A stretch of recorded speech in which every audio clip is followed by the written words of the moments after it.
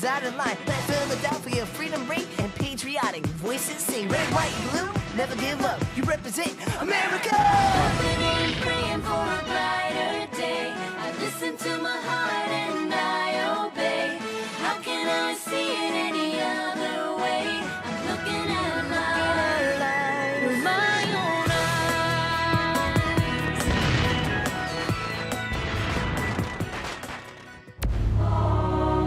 Here are some exciting scenes from today's episode of Liberty's Kids.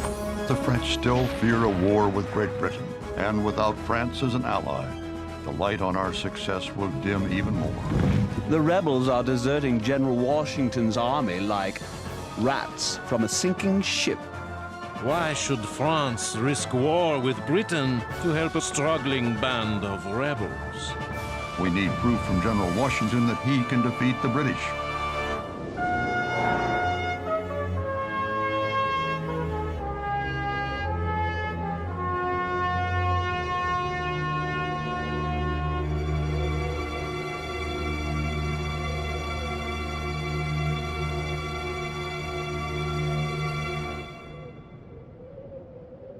She's all ready to print.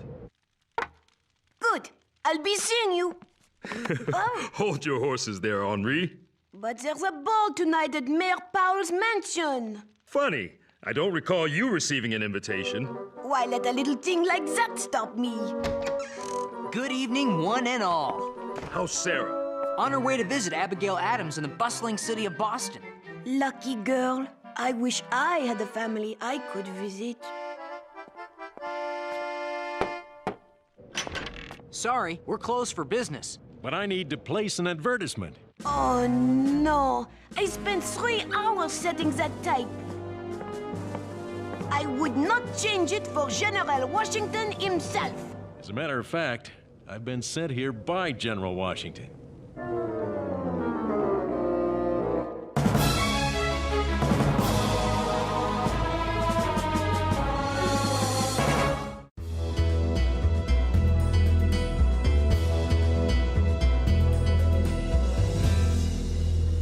Here's the advertisement he gave me.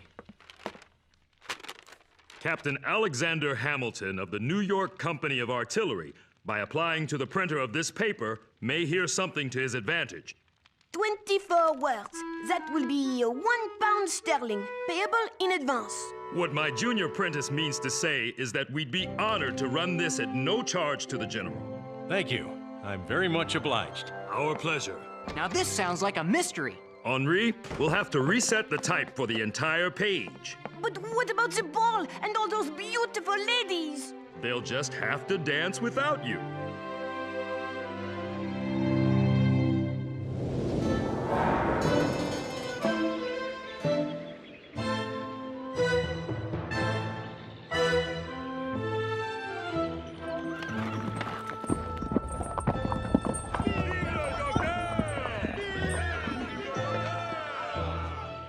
Welcome to Paris, Dr. Franklin. Silas Dean, my old friend, good to see you again. How goes your mission to win support from France? Not well, Ben, not well at all. What's all that about? Some sort of celebration? Take a look out your window. Ben Franklin's the most famous man in Europe. Well, I'll be.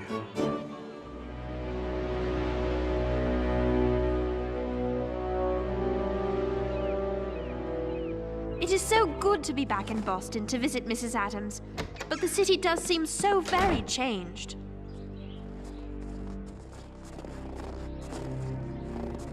Sarah! It's so good to see you again. Is something the matter? The smallpox has returned to Boston. I wanted to write you to tell you not to come, but there was no way to reach you in time. How are you and the children? All fine for now, but perhaps you should return to Philadelphia. I wouldn't think of it. Pox or no pox, I wish to stay with you. It's easy, really. You bow and take the lady's hand like this. Then you twirl her and... Excusez-moi. I'd like to speak to the proprietor of this newspaper. Then you'll have to go to Paris, France. This advertisement. What does it mean that I may hear something to my advantage? You're Captain Alexander Hamilton. That's right. That advertisement was placed by General Washington himself. Well, not personally by him, but on his behalf. The Continental Army's encamped in Morristown. That's where the general is. Then that's where I'll have to go.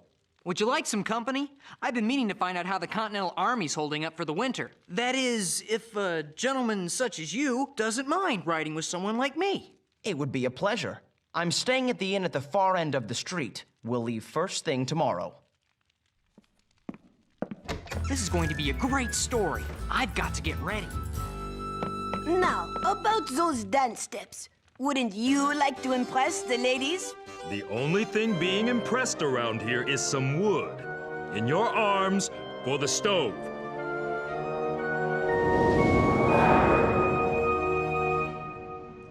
Now, where were we, Silas?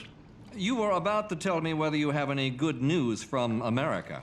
Sadly, I do not. Ben, I've worked tirelessly to convince the French government that ours is a cause worth helping. But it's been months since I've heard from Congress.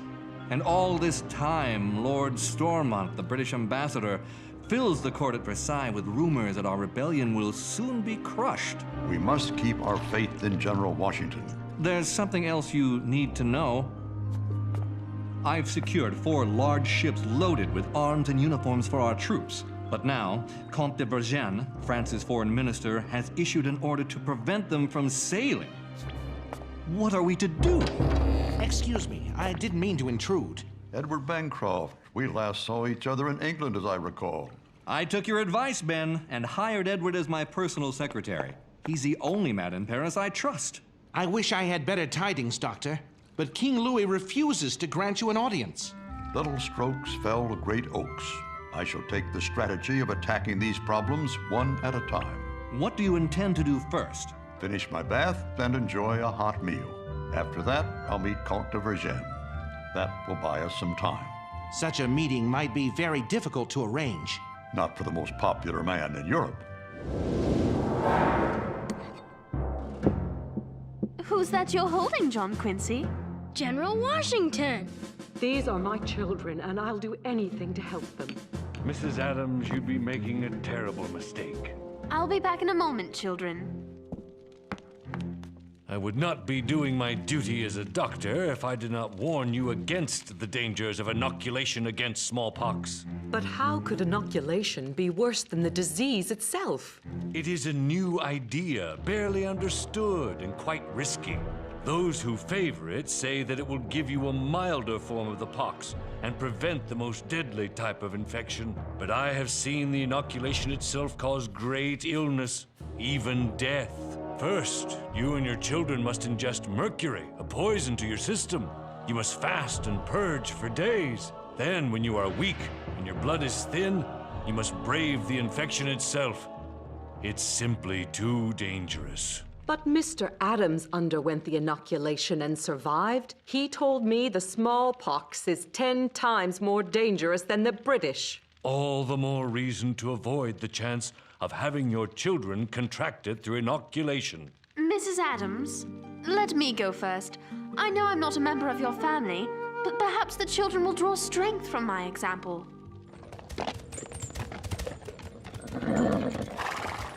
With good weather, we should reach Morristown by the end of the week. And then I will have to face General Washington and explain how my artillery company has been reduced to a mere handful of tired, hungry, sick men. It's a good thing General Washington seems to favor true gentlemen like you. What's so funny? I'm no aristocrat, nor ever was. I was born in Nevis in the Caribbean Sea. My father abandoned us, and my mother died penniless before I was 13. I lost my own parents as well. If it weren't for Ben Franklin's help, well, I don't know where I'd be. Mighty oaks from tiny acorns grow, eh, James? I sensed a kinship between us from the very start. We will enjoy this ride, we gentlemen of low birth.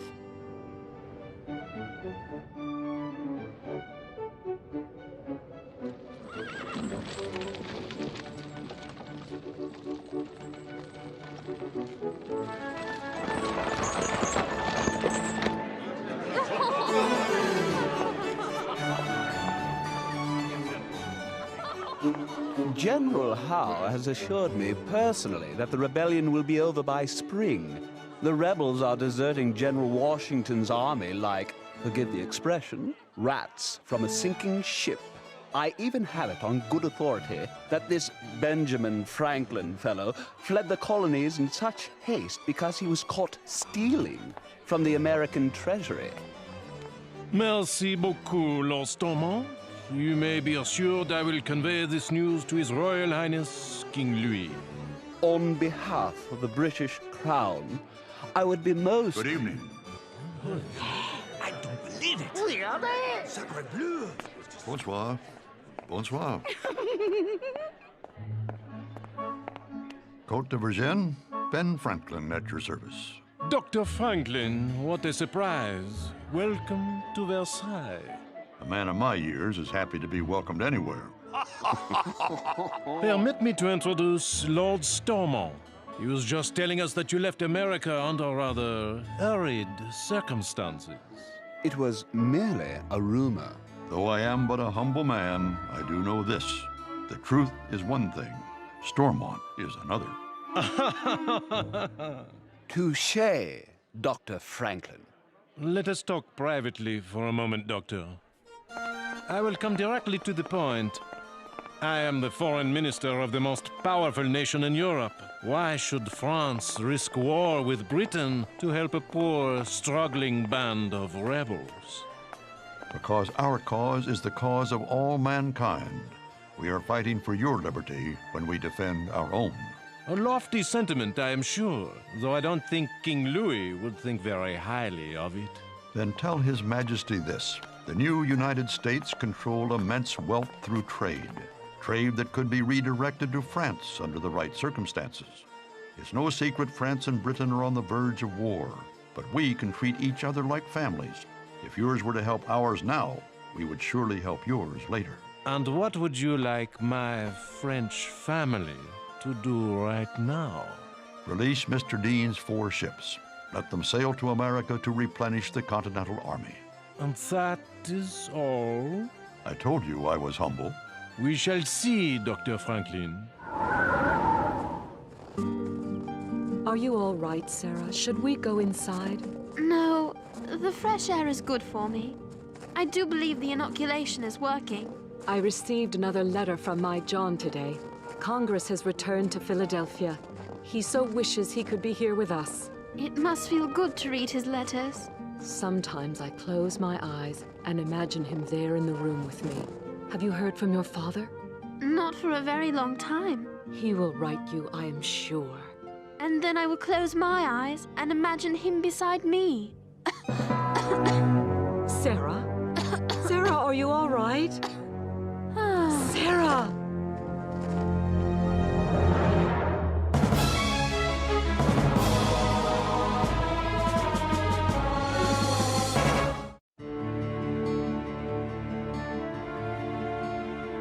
Her pulse is beginning to race and her fever's rising.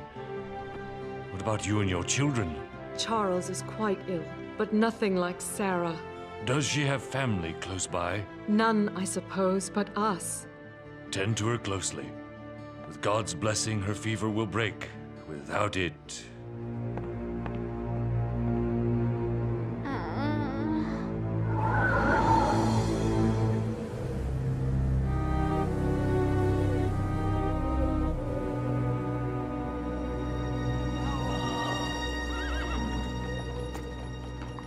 Conditions are bad all over. Little food, not enough shelter for the soldiers, let alone their families. And smallpox. I've seen the signs of it before. This isn't what I expected after our victories at Trenton and Princeton. The conditions of war care little for victory or defeat.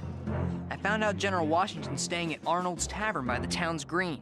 I suppose the moment of truth has arrived.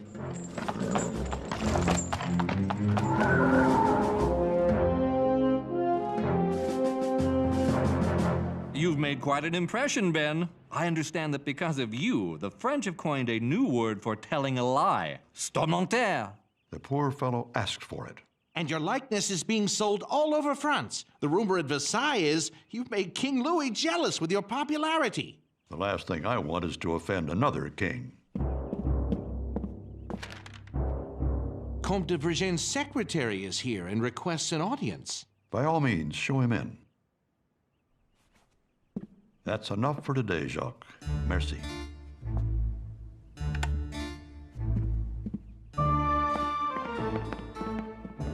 Dr. Franklin, Count de Vergennes wishes you to have this. Tell me it's good news. Vergennes still won't let your ship sail, but he stands ready to advance 3 million livres to us if we keep it under the strictest secrecy. But why not let free the ships? Because the French still fear a war with Great Britain. My attempt to bluff the French has worked well so far. Now we need proof from General Washington that he can defeat the British. Keeping this secret will be very difficult. There are British spies everywhere. I don't like this, Ben. We need those ships. Patience, my friend. We'll stick to my plan until good news arrives.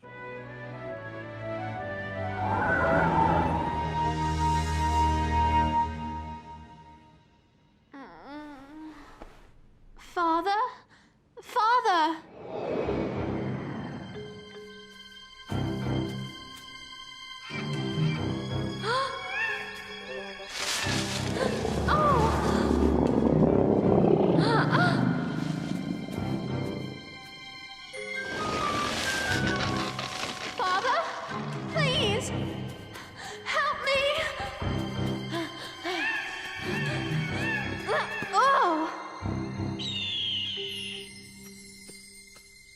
Sarah. Father? Is it really you? Oh! It's all right, my dear, dear girl. I've missed you so much. I know. I've written you so many letters. I've gotten them all, and as I've read them, I've watched you grow into a strong young woman. Do you really mean that? I'm not worried about you now, Sarah. I love you, Father. There's a clearing up ahead. Look. Come with me. We'll go together.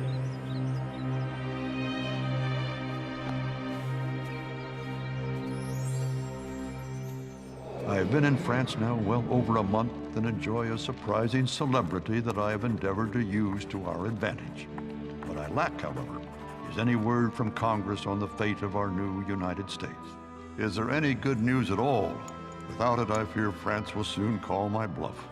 And without France as an ally, the light on our success will dim even more.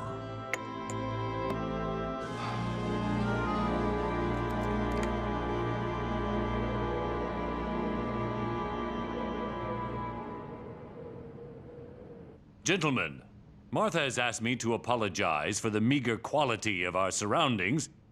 I know you're all used to much finer accommodations. Now, what do we have here?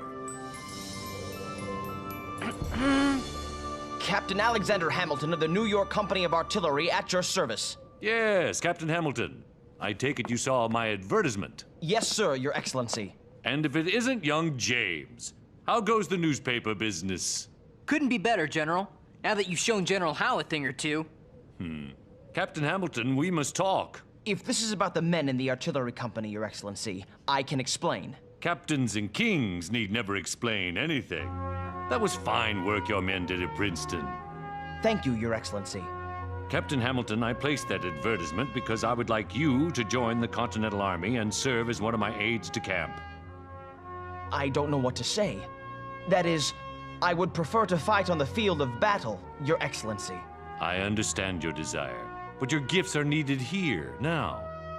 Have you a family, Captain? None to speak of, sir. Then you will find one here. Martha and I look upon each man at this table as our own kin. And I assure you, your colleagues will look upon you as a brother. Gentlemen, may I present the newest member of our family, Lieutenant Colonel Alexander Hamilton.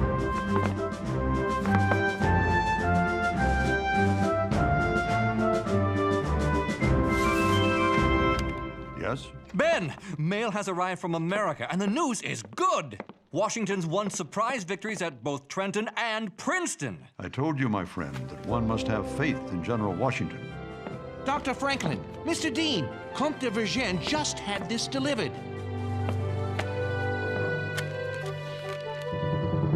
Eugene congratulates his American family on news of their notable victories. He's lifted the order blocking your ships. They're free to sail to America.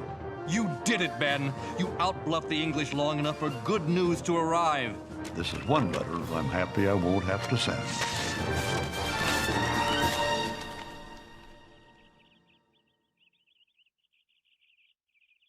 Mrs. Adams? The fever's broken. I was so afraid we were going to lose you. I was so far away. And then, I know this sounds odd, my father helped me back. Everything will be all right now.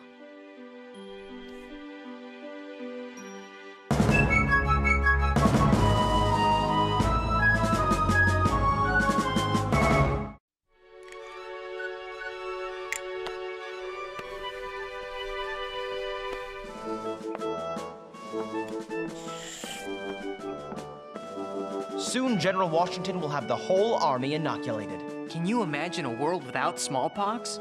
I'm afraid my imagination is not quite so vivid. It's the kind of scientific progress Dr. Franklin always talks about. Perhaps you should take the inoculation yourself. Would General Washington let me? Spring will be here before we know it, and he's going to need every strong man he can find, even those who write for newspapers. Good luck to you, Lieutenant Colonel Hamilton. It's not official yet, but thank you anyway. Well, I had better find His Excellency. You can't imagine how many letters he has us write.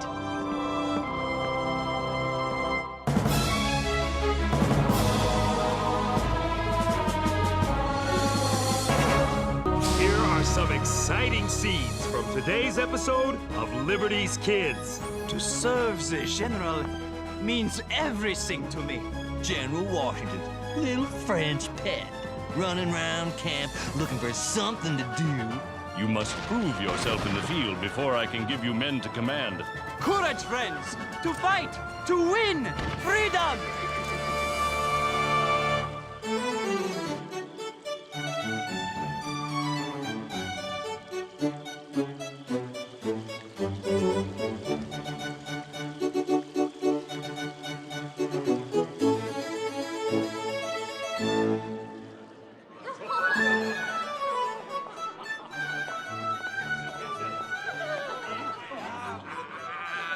I watched the bright flash of lightning speed down the string straight toward me.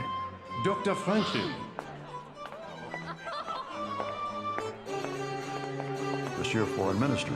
I'm afraid I have distressing news. A French nobleman has defied the king's orders and sailed to America to join General Washington.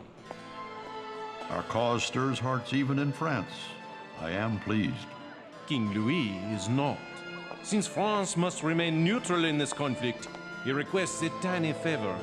Write to your Congress and tell them they must not welcome this man. And this man's name is? The Marquis de Lafayette.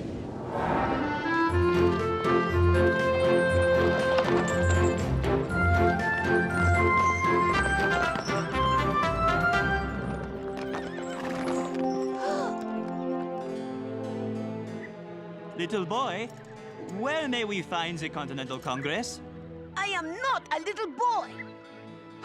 You are French, countryman. My apologies, mon ami. I meant no insult. Who do I have the honor of addressing? Henri Richard Maurice Dutroy Lefebvre, but a fellow Frenchman may call me Henri. I am Marie-Joseph Paul Yves Roche Jobert de Mortier, the Marquis de Lafayette. You may call me Jobert.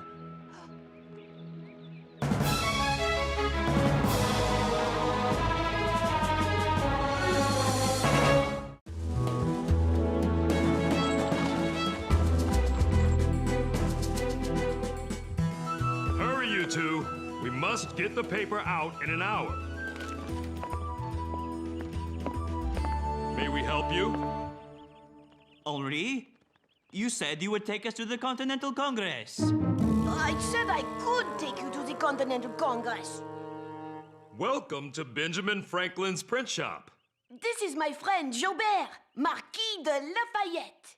We are here to join the great General Washington in the quest for glory and liberty. I'm Moses, and this is Sarah and James. My dear friend Johann Kalb, known to his German countrymen as the Baron de Kalb. A baron and a marquis? Yeah, we're so impressed. Ow! Forgive me, but we must to Congress immediately. To get our commissions. Yes, and we have much work to do. What's a commission? A letter that says you're an officer in the army. Au revoir, my friends. Glory, liberty, and General Washington await. I just saw General Washington, and I don't think he's waiting for you. You know General Washington? Of course. Washington is famed all over Europe. To serve the general means everything to me. Marquis, please, stay a moment and tell us of your trip here. There is nothing to tell, and I must go. Nothing to tell? He dressed as a woman to sneak out of France. I was wearing a merchant's cloak. Joubert, do you have children? Yes, Henri, I do. 2 daughters. So you need a son to live with you in your mansion.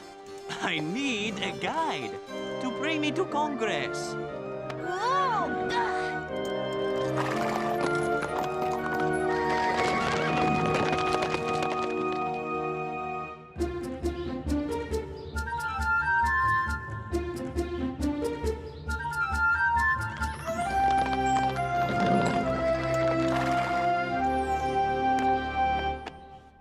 Un moment, mon ami. I must thank you for your expert guidance. Keep them safe. They were my father's. Merci beaucoup!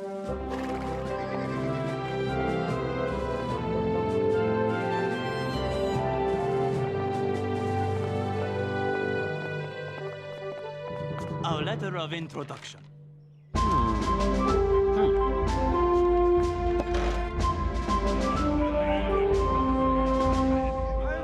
The letter is genuine. But, gentlemen, if we issued a commission to every man with a letter from Mr. Dean, I fear our army would have more officers than foot soldiers. Mr. Hancock, we have gone through much hardship to join General Washington in the glorious fight for liberté. I sympathize, Monsieur Marquis, but Congress must do what it thinks best in order to win that fight. It took us months to get here. Oui, months! Mr. Hancock, I would be honored if you would permit me to try to convince you of our dedication to the cause of liberté. Merci. In France, as everywhere else, noblemen are concerned only for themselves.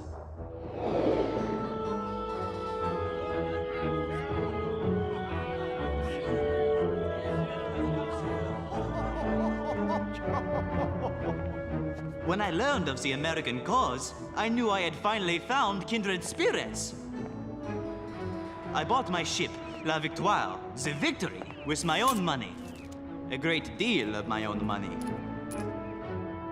We sailed to Spain to meet up with more volunteers. While there, I received orders from King Louis demanding I return to Paris. Why do you have such sympathy for these Americans? They suffer from taxation, without representation, and unfair governance.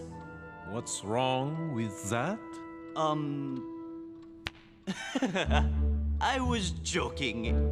It's because they're fighting our bitter enemies, the English. Very good, Marquis. But you cannot go. If the king approved your plan, Britain would declare war on us. And that cannot happen at this time. Understood? What I understood was that King Louis secretly approved of my plan, but the minister could not say so. I determined to sail for America and glory immediately. That night, properly disguised, Dressed as a woman! I was wearing a merchant's cloak. Whatever you say, my friend. Thank you. I sneaked back to La Victoire, and we set sail for America. Whoa! But our navigator's calculations were incorrect, and we landed miles from our target. Still, delighted to finally reach these blessed shores, I prepared for a warm welcome.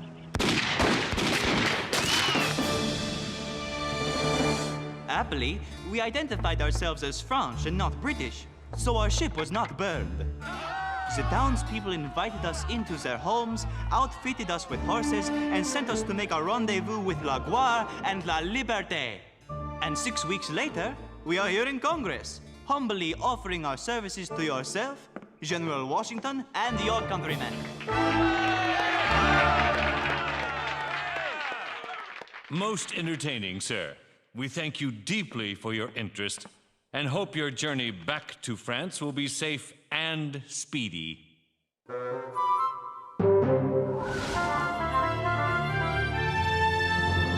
I don't understand why Congress would not want brave, intelligent noblemen to join General Washington. Not that I want you fighting my countrymen. It is an outrage! Joubert, you must go where a man such as you is appreciated. To France! And I will go with you to fight for liberté, live in your mansion, and have gold buttons on all my shirts. I will serve General Washington, and I will risk everything I have to do so. Rats. You will help me with my English, please? Of course. After the sacrifices I have made in this cause, I have the right to ask 2 favors at your hands. One is to serve without pay at my own expense. The other, that I be allowed to serve at first as a volunteer in the ranks. Gentlemen, we need people like this. Dedicated people willing to sacrifice all for the cause of freedom. Congress has resolved that the Marquis de Lafayette's services be accepted, and that he have rank and commission of Major General in the Army of the United States. Please give our regards to General Washington.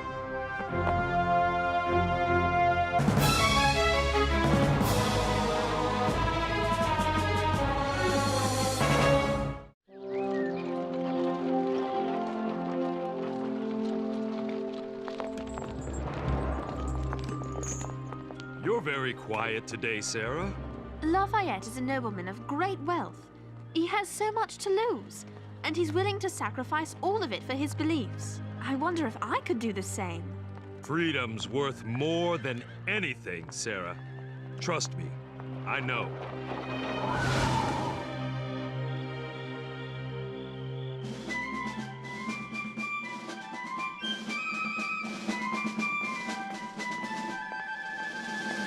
What's wrong, Joubert? It is not every day one meets one's hero. Don't worry, and I can point him out for you. Thank you, Henri. But I will recognize him at once by the majesty of his face and figure. Marquis, relax. He treats his people like family. He's a fine and generous man.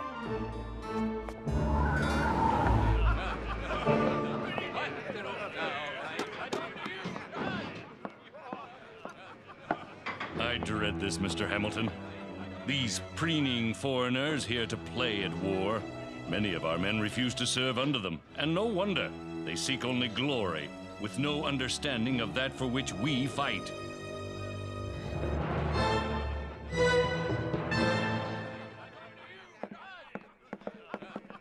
General, it is the greatest pleasure of my life to meet you. The pleasure is mine, General. Thank you for coming so far to join our cause. My aide-de-camp, Alexander Hamilton. The Marquis de Lafayette. Ben Franklin's boys, it's good to see you again. Thank you, General. I must apologize, sir. I am afraid you will find our troops greatly inferior to those of your own country. General, please. I am here to learn, not to preach. And in many ways, I feel like this is my country. The happiness of all humanity is deeply bound up with the happiness of Americans. I bring to you my sincerity and my goodwill, no ambition or selfish interest. It is my deepest hope that this new land will become a cherished and safe asylum of virtue, of tolerance, of equality, and of peaceful liberty. And finally, I sneaked out wearing a wig and a dress.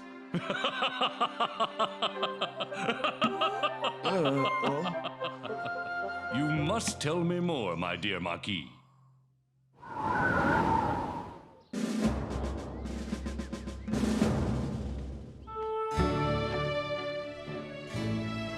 I am ready. Patience, Jobert. As dear as I hold you, you must prove yourself in the field before I can give you men to command. Forgive me, General, but then how may I serve our cause? My friend, I am certain opportunities will present themselves. Food gets worse by the day, but that's tougher to stomach. General Washington's little French pet. Running around camp looking for something to do.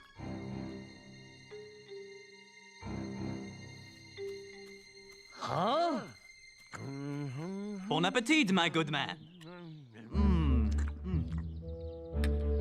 This reminds me of the most delicious roast venison I ever ate.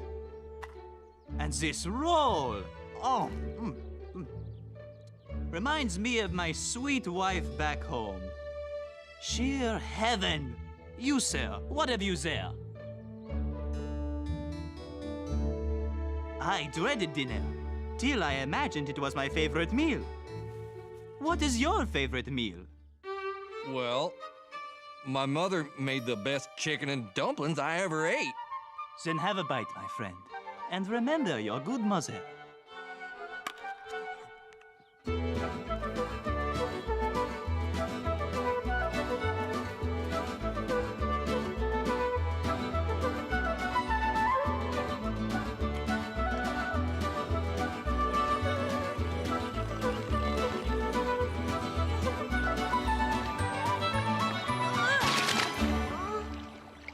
Get away from that water. It's dangerous. I can't wait to see Gilbert. We're here to report on the army, not bother him. If Gilbert could hand over these buttons to me, imagine the treasures he must have at home. Washington is one of the richest men in Virginia. Hancock is the richest in New England. If we lose this war, they lose everything. What's more important to them? Treasure or freedom? Redcoats!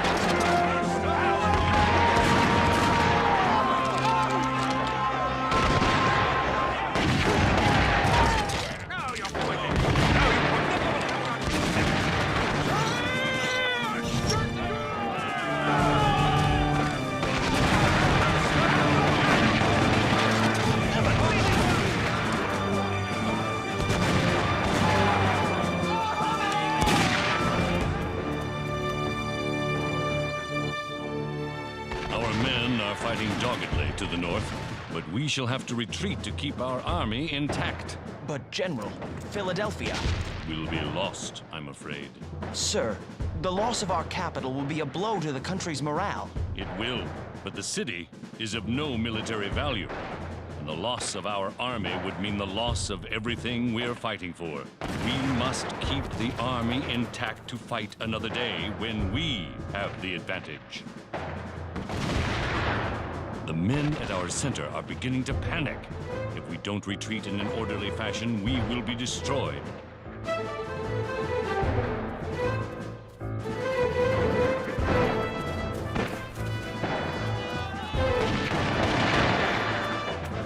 Charge! Oh, no! The Americans are panicking! Run! There they are!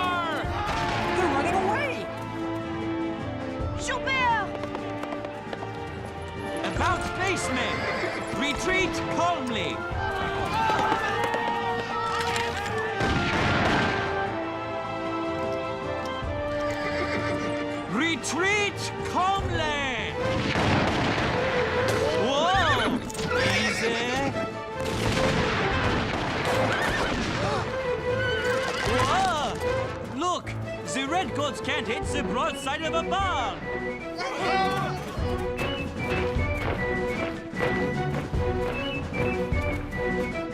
If we panic, we are lost! Help me maintain order! I am counting on you! Fall back! Soldier, help us cover the retreat! Courage, friends! We will have our day next time! To fight! To win! Freedom! Freedom! Look! They're getting out! The army's saved! Joubert!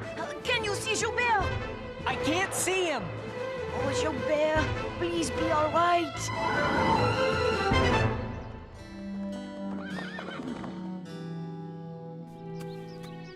Joubert! It appears the British have welcomed me to America with a musket ball in the leg. The doctors will look at it immediately. Perhaps later, General. The men! The men are fine. The army will survive to fight another day. Don't move. Surgeon? This is my personal surgeon. Treat him as if he were my son.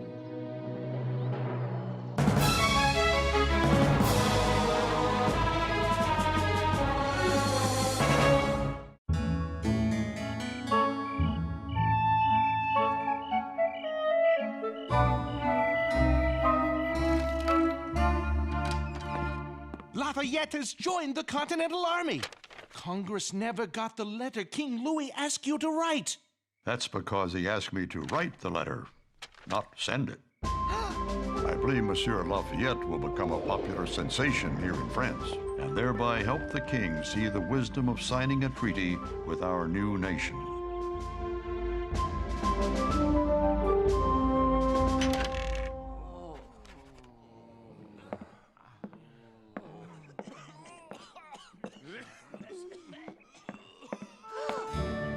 Henri! Are they taking good care of you? Oui. I must thank Ben Franklin for founding this hospital. Henri? Where are my father's buttons? I sold them and gave the money to the hospital. Are you angry with me, Joubert? I'm as proud of you as if you were my son. I think maybe now we can both call ourselves Americans.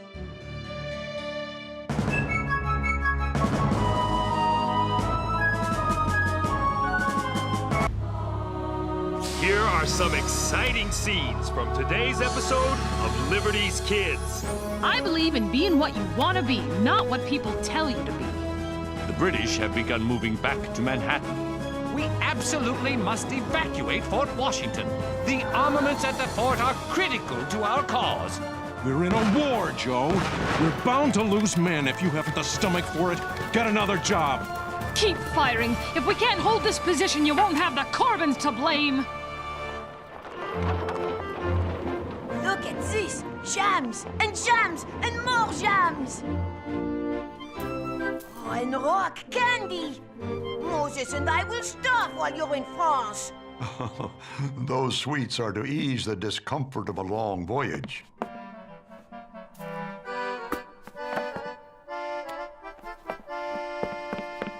If you try to ship out with our peach jam, you'll have to get past me first. Congress won't be happy if you delay their most important statesman. They would understand if they knew how good this jam tastes. You're probably right. But they have asked Dr. Franklin to try to enlist France in the American cause. Right now, we Americans stand alone in the world. We must acquire allies, or the revolution is doomed. Promise me you'll bring back some French pastries. I'm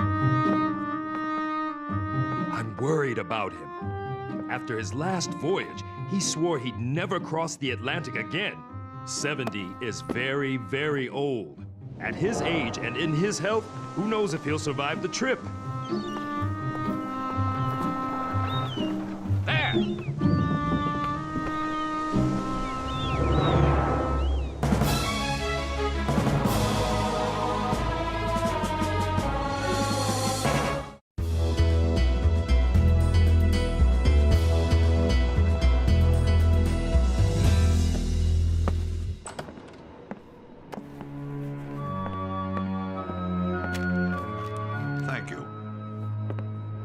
Who's it from?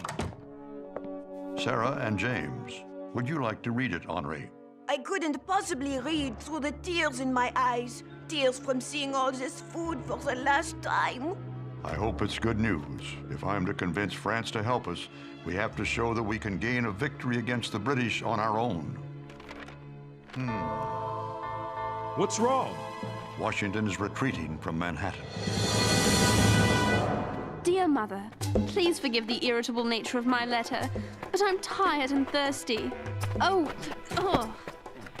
And the men in these colonies suffer from a decided lack of gallantry.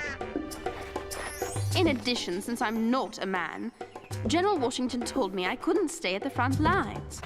He sent me to a place called Fort Triumph. Here! It can't be much of a fort, as I'm about to join a group of camp followers, women and children who live here with their soldiers. I'd certainly rather be viewing the action with the General and James than be here watching people wash clothes. Thank you, sir. Nice little stroll, huh? Huh? I'm Margaret Corbin. My friends call me Molly. Who are you? Thank you. I'm Sarah Phillips. It's good. Of course it is. The dirt from the river adds flavor. Oh.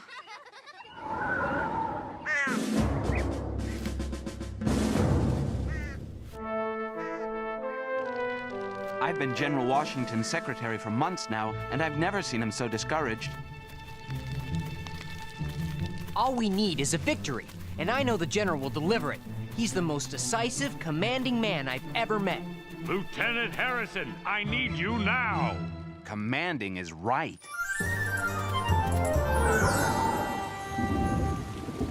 English is not even my language. This here talk funny, and I can't learn to read. Who says this? Other boys. Let me tell you something, Henri. It's a credo I live by. Be what you want to be, not what people tell you you can be. Well, then stop telling me I can be a reader. What I want to be is left alone.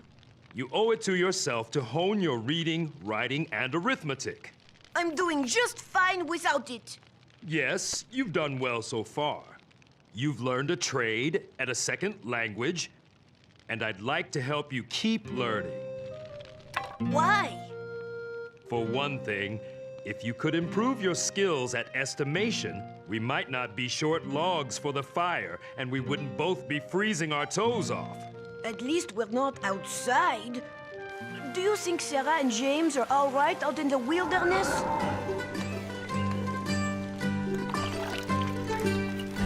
Rosemary, stop wiping your nose on my dress. Ouch! This is ridiculous. I'm out in the middle of Fort Nowhere, fishing for trousers. You're not the only one who didn't want to come here. Oh, hello, Molly. After my husband John enlisted, he was about to leave our place in Pennsylvania. Know what it's like to be a woman living alone in the wilderness? I'm sure I don't. In that wild country, I wouldn't even have been able to feed myself. Hey, Maud, what's for supper? Some kind of shirt soup? Better than raw squirrel or whatever it is you got stuck in your beard. Ah, you leg puller. Raw squirrel. It's probably raccoon. It's amazing the way you keep your optimism in a place like this. Dearie, when I was 5, my daddy was killed and my mama kidnapped. I never saw her again. If that didn't ruin my life, I'm sure not gonna let this do it.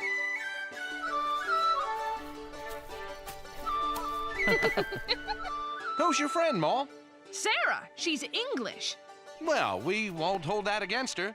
This is John. He's a matras. Cleans and loads the cannons. I'm mighty proud of him. One reason I don't mind working so hard. We can't have the man loading the cannon wear dirty drawers, can we? What kind of cannons are they? Pennsylvania 6-pounders, right up there on the brow of that hill. We protect the northern approach to Fort Washington. Those beauties will make things plenty tough on the lobster backs.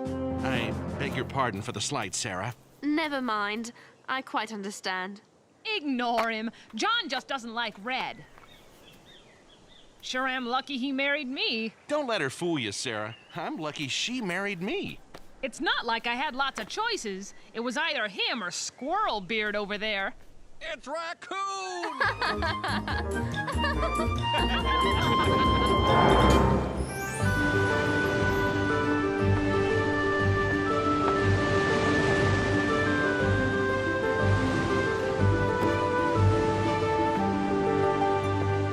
Dr. Franklin, the only thing you'll catch with a line that thick is influenza. I think I've already got that. Actually, at the other end of the line is a thermometer to measure the water temperature. I'll save you the trouble. It's cold. I study the ocean currents and temperatures every time I cross the Atlantic. It was these studies that helped me chart the Gulf Stream 7 years ago. Just don't let your studies interfere with your health. It's my job to get you to France alive. How are you feeling? I'm not sleeping well in these rough seas, and the food, particularly the salt beef, is tough on 70-year-old teeth. But the fresh air seems to do me some good. However, I'd prefer to avoid the frequent baths. Gentlemen, I have surprising news. The British have begun moving back to Manhattan. I suspect they're mobilizing to attack Fort Washington. Our last stronghold in Manhattan. It houses some of our finest troops and a large amount of our armaments and ammunition. This fort and its outposts are critically important to the war for both sides. Sarah's at one of those outposts. Yes, your friend who wanted to see action is about to get her wish.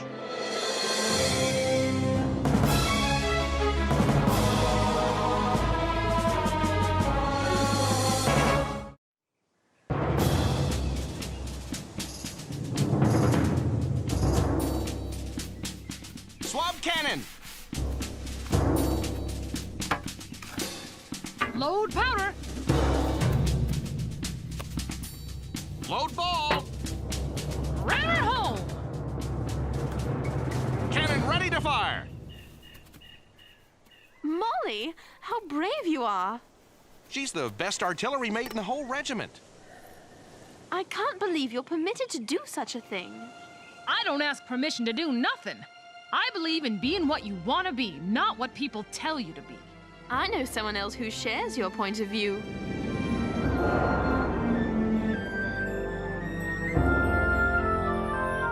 Je ne connais pas les mots. I can't read the recipe. I'm starved to death. Who is there? Henri? Moses, is that you?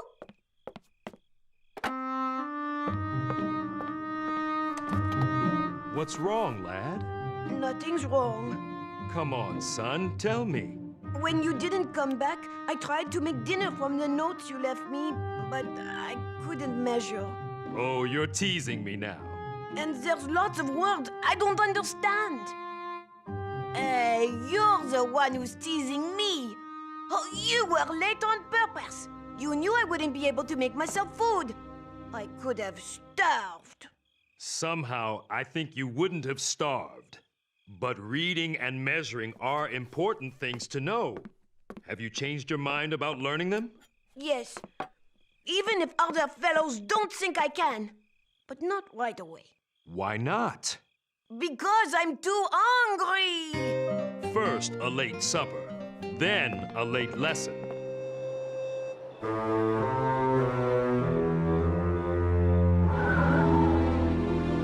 We absolutely must evacuate Fort Washington. The armaments at the fort are critical to our cause. America has no munitions factories. We've no way to replace the guns and ammunition if they're captured. General Washington, I strongly disagree with Colonel Reed. I'm confident we can hold the fort. If we can hold it, we should hold it. Sir, General Greene would risk over 2,000 of our finest troops. We've already lost too many to disease and desertion. I don't have the stomach to lose any more. We're in a war, Joe. We're bound to lose men. If you haven't the stomach for it, get another job. I stand by my recommendation to hold the fort. General Green's right. We must fight. Excuse me. Sirs.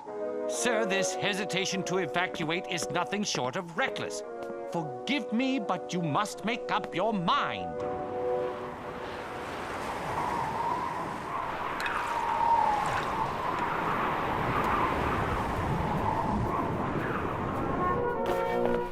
It's only November.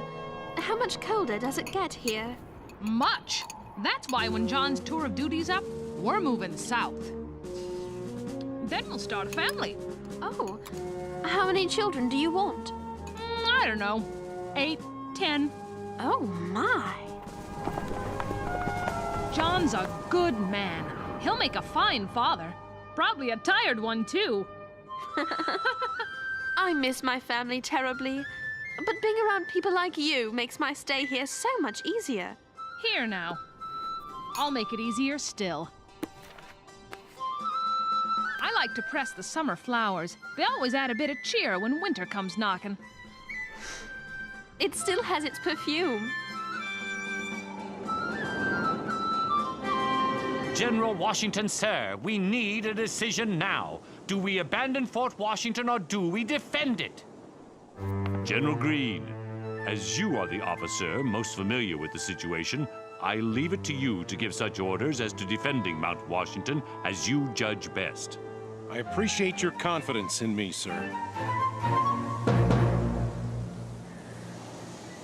So, General Howe demands that I surrender this fort over to you British. Please repeat the following to your commander. Give me leave to assure His Excellency that, inspired by the most glorious cause that mankind ever fought in, I am determined to defend this post to the last man.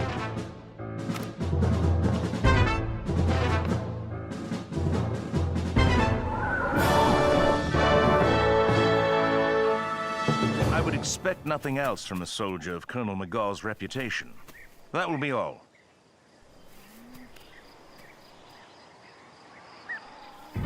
Gentlemen, I am resolved to crush the rebels into dust. Even a single victory could give their so-called revolution momentum on the battlefield as well as support from foreign shores.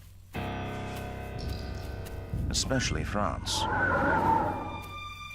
Look at all the redcoats. They're preparing for an attack. And we won't have long to wait either. See there? Hessian troops to the north.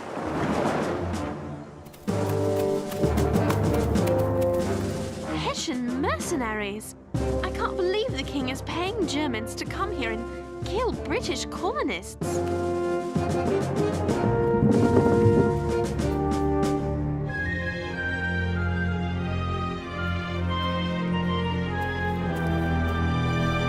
General Washington's not going to evacuate the fort after all, is he? He's worried that it may not be as strong as we think. He wants to inspect it in person. Why does he keep changing his mind? The British have begun their attack! Like it or not, we have lost our opportunity to evacuate the fort. With this 6-pounder, we might be able to hold off the Hessians. But not the King's Navy.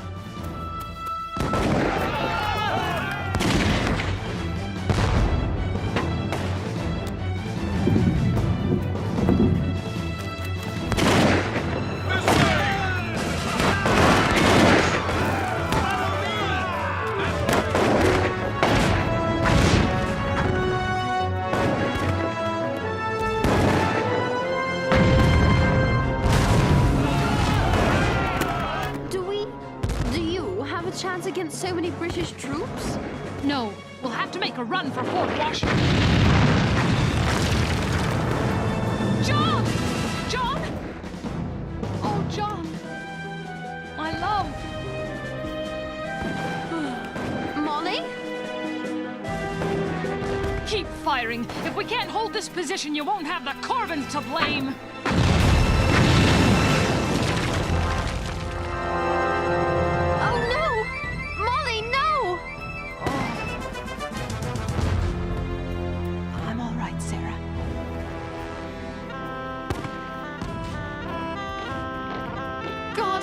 us.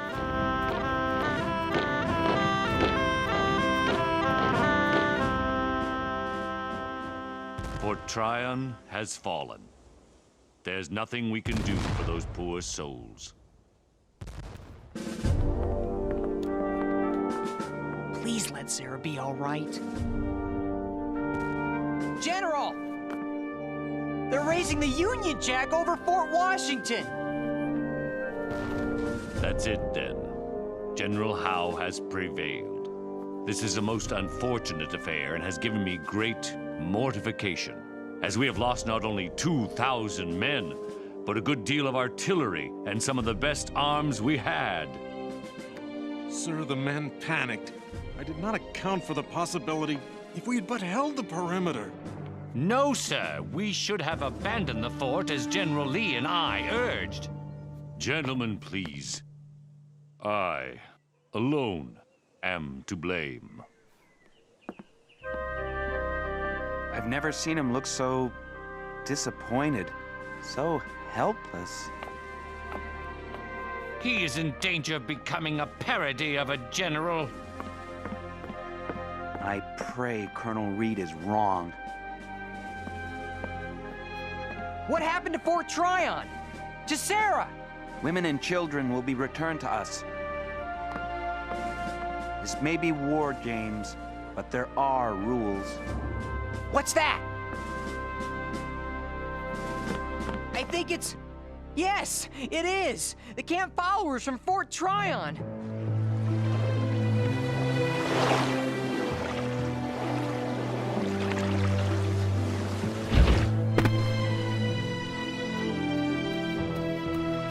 Sarah!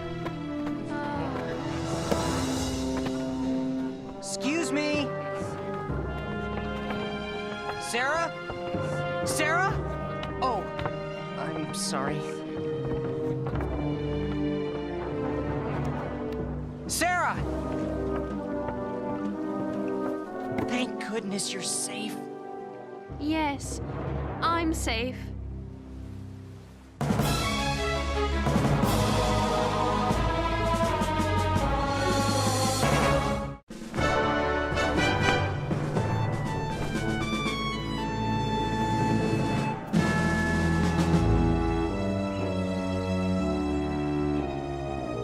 How can we continue the fight after this? It's hopeless. Nothing's hopeless. Not when people like Molly fight on when all seems lost. If all the colonists display her spirit, America will be very difficult to defeat. Will your friend be all right?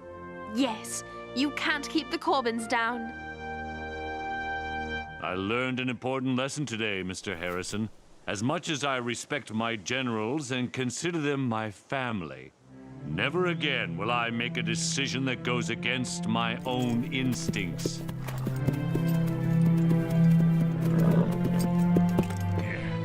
A disaster like this battle must never happen again. We must prevail in our fight for freedom.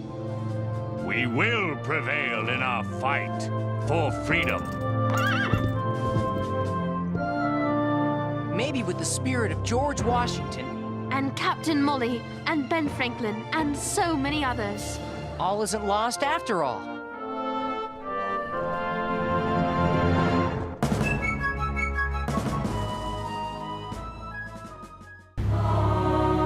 Here are some exciting scenes from today's episode of Liberty's Kids. We need an official declaration to fix the people to our cause. The Hessians have arrived! General Washington said that there are 18,000 troops. The time for talk is past. It's time to act. We must all hang together, or most assuredly we shall all hang separately.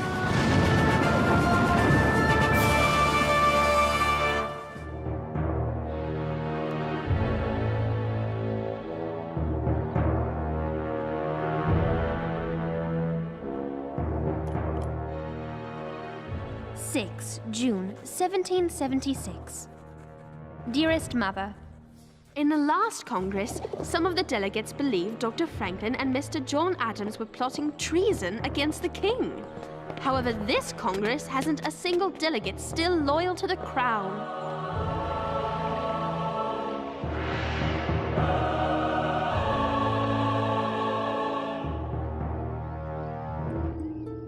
James and Henri have journeyed to New York, where James hopes to interview General Washington for the Gazette. Provisions are every bit as low as morale, to answer your question bluntly. Provisions, morale, low. Ugh, not so hard. Oh, sorry. You're with the Pennsylvania Gazette, aren't you? We've met before in Philadelphia and Boston. Perhaps you can answer a question for me. What in the world is going on at the State House? From what I understand, long, drawn-out arguments. We need an official declaration to fix the people to our cause. The publication of Common Sense changed many men's minds in our favor, but it's time for Congress to act, to exploit public opinion. We need a complete united front. See for yourself. Here.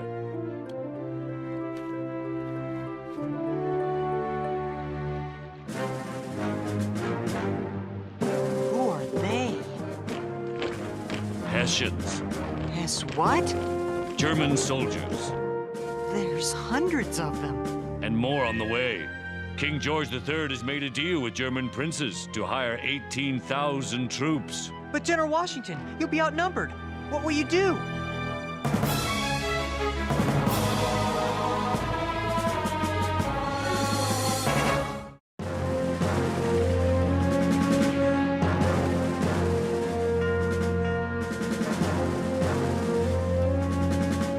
There is very little we can do against the British and the Hessians, not without help from Congress.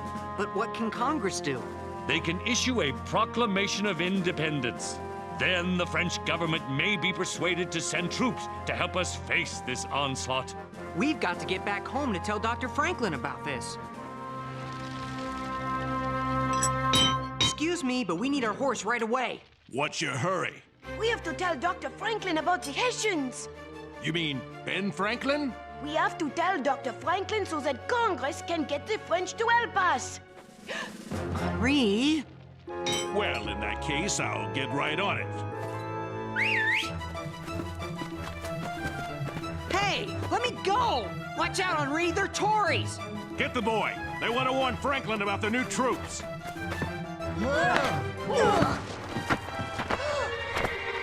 Never mind him. Let's lock this one in the barn.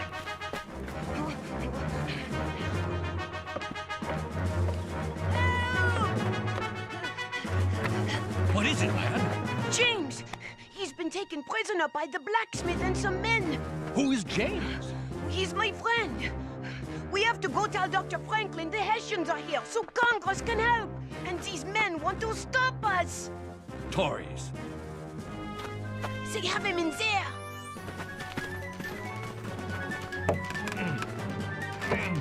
Let's force it open. What are you doing? That's my stable. We're looking for a boy. Nothing in there but horses. What did you do to him? What is this little fellow yammering on about? You can't do that! You just did! That's private property. And that's a human being. James! And you're a Tory kidnapper. You can't do anything to me. I don't know what I can ever do to repay you. I do. Get your horse and ride like the wind to tell Dr. Franklin the news. We need some help from Congress.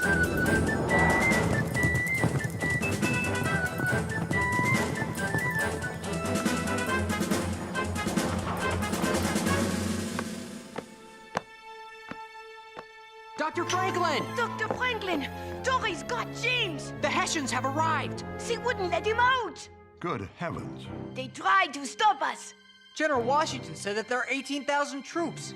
They locked James up in a barn. Hessians locked you in a barn? Are you trying to worry us to death? Henri saved my life. You look afraid. That blacksmith was a Tory. He didn't want us to bring the news to Dr. Franklin. I shan't let you out of my sight for fear of the trouble you find. Start over, James. What did the Tories not want you to tell me? King George has sent 18,000 troops. The Hessians. We saw them arrive.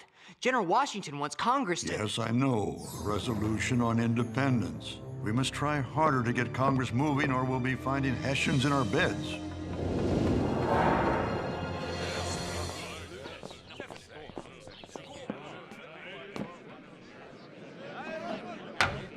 The chair recognizes Richard Henry Lee of Virginia. Mr. President, I would offer 3 resolutions.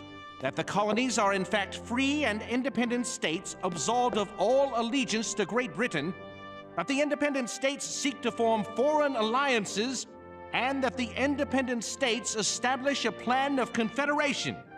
I second all 3 resolves.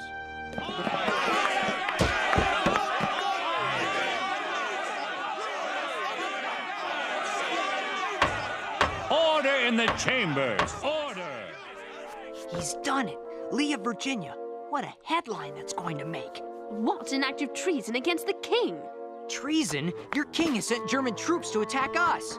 I want to hear too! Henri, be careful!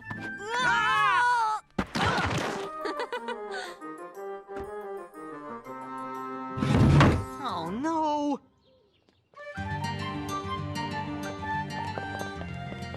Mr. Dickinson, I'm with the Pennsylvania Gazette.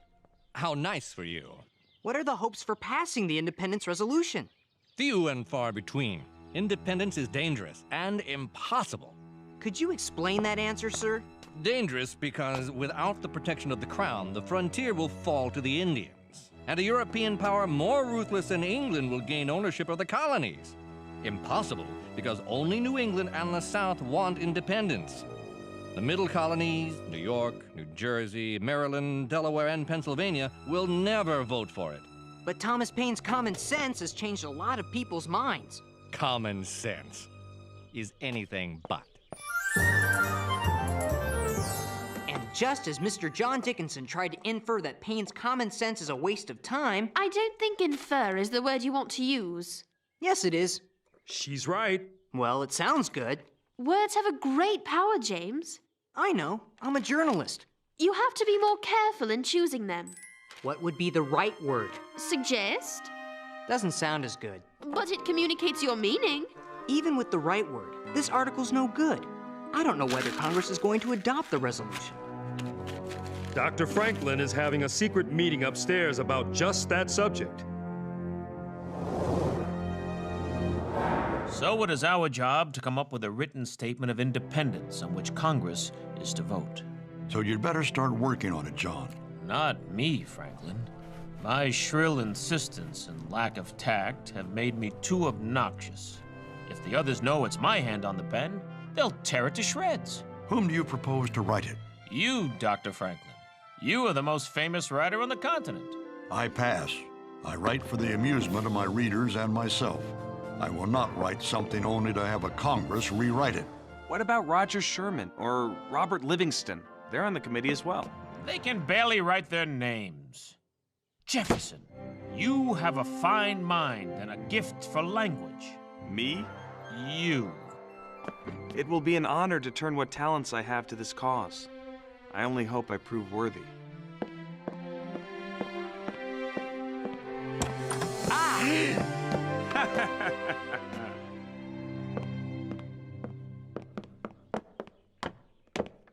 Where's Mr. Jefferson going in such a hurry?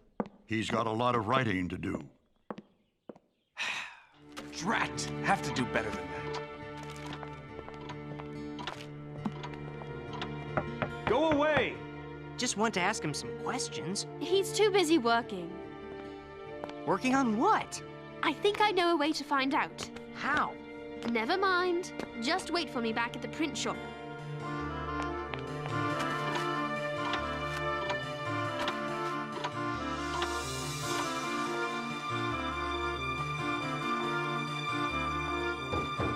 Go away! Chambermaid? Oh, all right. Let yourself in.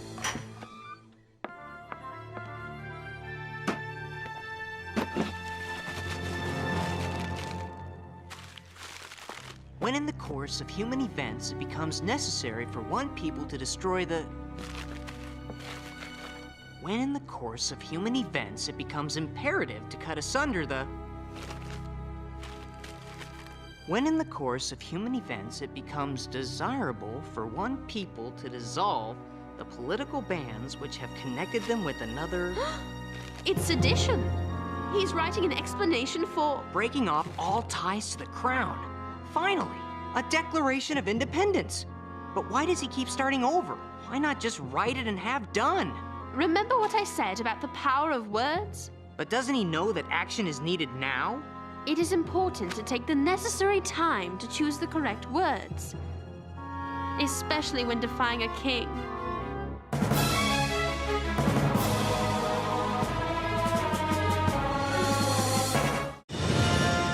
And to all other acts and things which independent states may of right do. And for the support of this declaration, with a firm reliance on the protection of divine providence, we mutually pledge to each other our lives, our fortunes, and our sacred honor. Order! The chair recognizes John Dickinson of Pennsylvania. James, look! Those men need help! We don't have time. We're already late for the reading of the Declaration, and this rain doesn't help. But they'll get soaked! So will we. Look! That one man has a collar. He's a man of God. We're stopping. All right. Need some help? Bless you, lad.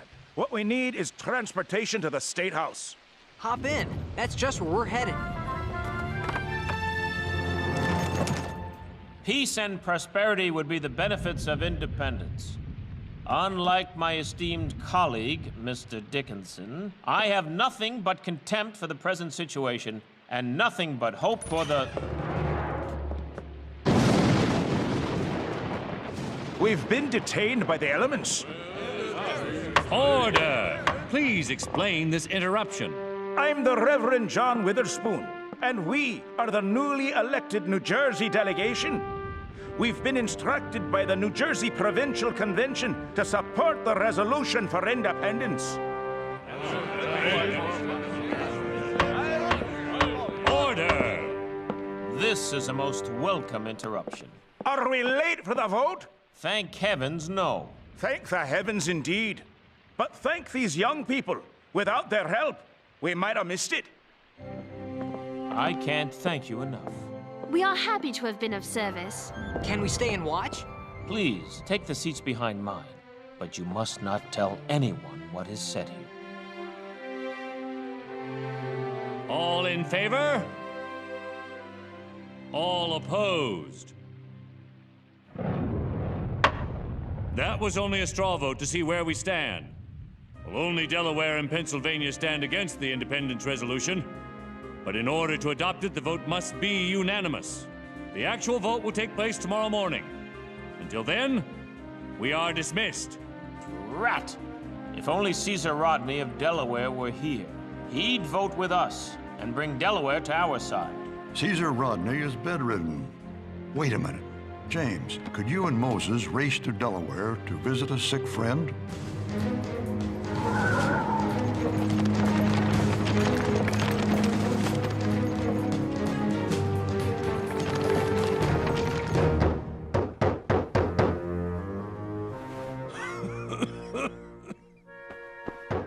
If it's thieves, I'm alone. You'll only have me to rob. We're not robbers. Then you've come to escort me to the next world. No, just Philadelphia. That's a far cry from heaven. Dr. Franklin sent us.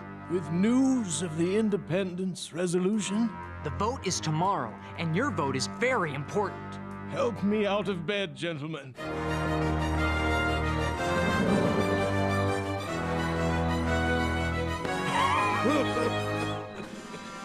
Wouldn't it be better if you rode in the carriage with us? Speed is everything. Gah!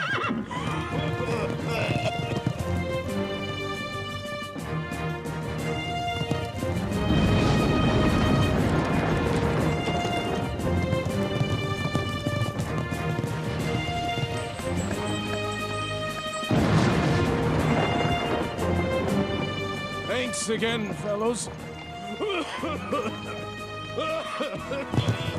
That cough sounds bad. We'd better try to keep up with him. I don't understand why he wouldn't let us take it. Now you've seen a real hero.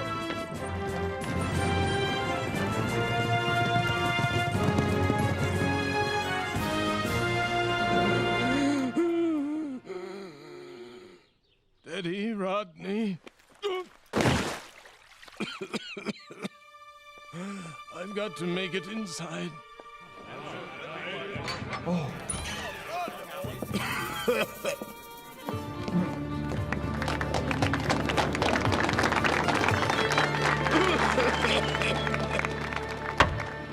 As I believe the voice of my constituents and of all sensible and honest men is in favor of independence, my own judgment concurs with them.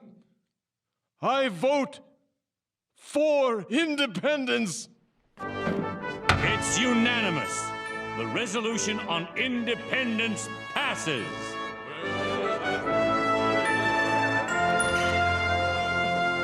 He made it! You got the yes vote for Pennsylvania? Mr. Dickinson saw the inevitability of our cause and stayed home. At last, America is independent. Mark my words, this day, July 2nd, will be remembered as the most revered day in American history, an occasion for games, sports, bells, bonfires, and illumination. In accordance with the wishes of the delegates, let us now debate Mr. Jefferson's declaration. Debate what? The time for talk is past. It's time to act. The bonfires and illuminations may have to wait, John. The Congress wants to quibble over the words. But you're cutting my document to pieces. I count 30 deletions and changes so far. More than a quarter of the length is gone. Your pride is understandable, Mr. Jefferson. You have written a magnificent document. But it's vital for us to be united as we take this drastic step. The chair recognizes Mr. Rutledge of South Carolina. Why do they have to cut the life out of the Declaration? It's fine as it is. It goes back to what I've said before. The power of words. They are choosing a set of words for which men will surely fight and die. Great care must be taken. There. A signature big enough for King George to see it all the way from London. Dr. Franklin? We must all hang together, or most assuredly we shall all hang separately.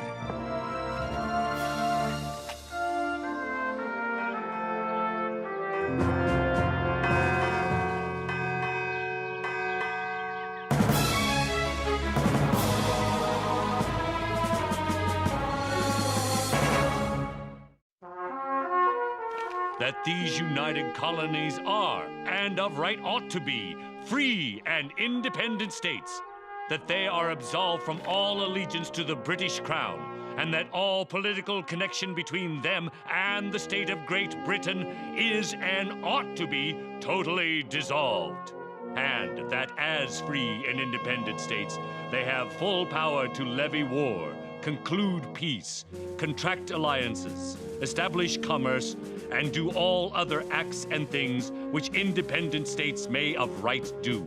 And for the support of this declaration, with a firm reliance on the protection of divine providence, we mutually pledge to each other our lives, our fortunes, and our sacred honor. And there you have it, men, our Declaration of Independence, July 4th, 1776. Independence! Freedom!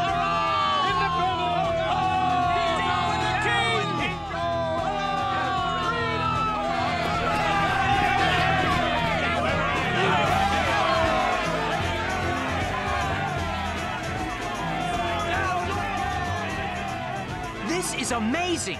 That one document can have this effect on tired, dispirited soldiers. This is madness! Where will it end? In independence? If the purpose of the Declaration is to gain popular support for the cause of independence, It looks like it's working. This will make it easier for the United States of America to appeal to the French for military support.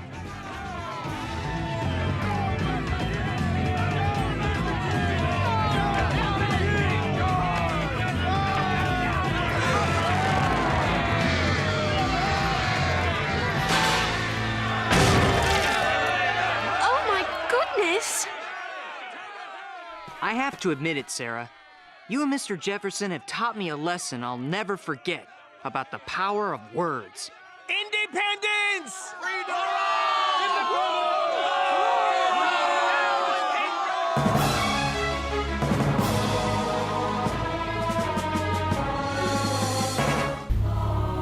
Here are some exciting scenes from today's episode of Liberty's Kids. The British are preparing for a large-scale foray into the South. My plan is to hit him when and where he's not expecting us, then run like the wind before he can catch us. He'll have to take new supplies from the local population. They will despise him for that. Then the people in the South will move over to our cause. Cornwallis will withdraw. I hope. If we don't stop Cornwallis there, he will drive north and crush Virginia.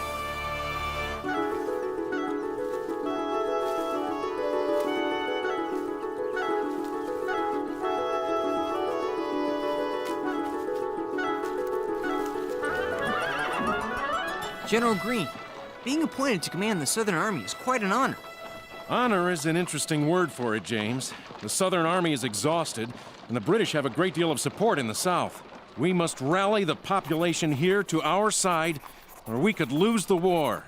My greatest hope is that the governor of Virginia will provide me with much-needed men and supplies. My greatest hope is that he'll provide us with some much-needed southern desserts. And I'm looking forward to writing a story about the man who wrote the words, "All men are created equal."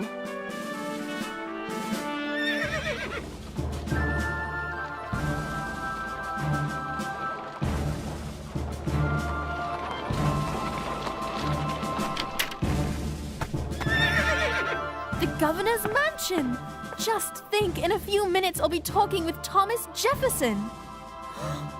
How do you address the author of the Declaration of Independence?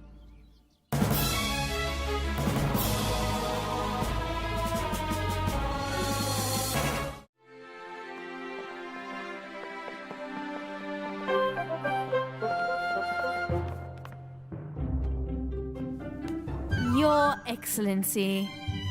No, too formal. Mr. Jefferson. No, too familiar. I hope we get to see him soon. I can't take much more of this. She looks kind of like a chicken trying to dance in sticky mud. Sir, great to see you again. Ah, that's better. The governor will see you now. Sir, great to see you again. Sir, great to see you again. Sir, great to see you again. We met before, in Philadelphia, you remember? Oh, maybe you don't. I was disguised as a chambermaid and I stole some of your trash. Well, I didn't really steal it. After all, it was trash and I was just doing some investigative reporting. And I was investigating you. No, that's not right. I was just trying to find out what goes on in that brilliant mind of yours. Anyway, hello.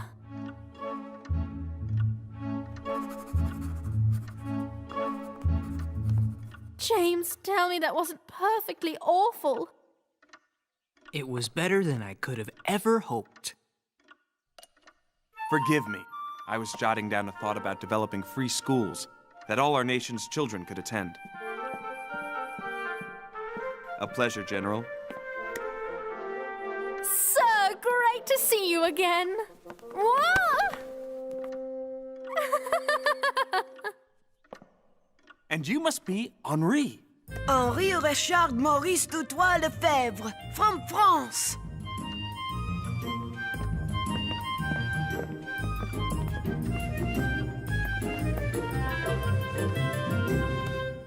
Yum!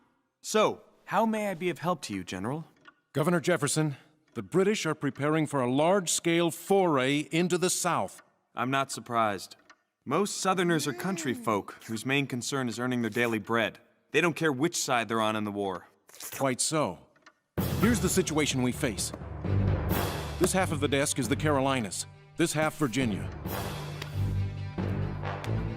You're here. The traitor Benedict Arnold is off the coast, and Cornwallis holds strong British positions at Georgetown, Camden, Winnsboro, and 96. Oh yes, and here is the small force Horatio Gates has left me. A force I have not yet had the pleasure of seeing. I will take my forces to the Carolinas. If we don't stop Cornwallis there, he will drive north and crush Virginia. Governor, I'll need Virginia militiamen and weapons if I'm to have any chance of preventing Cornwallis from winning the South.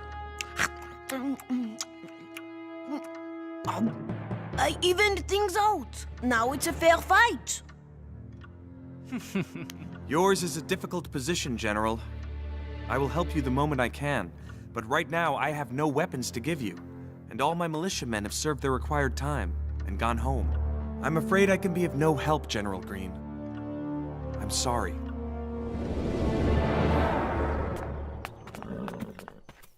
Soldiers can be asked to serve additional time, but cannot be forced to do so. The idea of a people's army is unfathomable. I admire what Governor Jefferson is saying, sir. Giving men the right to choose whether they will or will not fight sounds to me like freedom. But we're in a war, Sarah. We won't have any freedom if we have no soldiers. You do have a point, James. General, I hope you are successful in North Carolina. And James, Henri, I'll keep you up on events here in Virginia. In the meantime, I plan to find out how Thomas Jefferson found the inspiration to write the Declaration of Independence. I hope you don't end up as disappointed in Governor Jefferson as I am. Be well, Sarah. Be safe.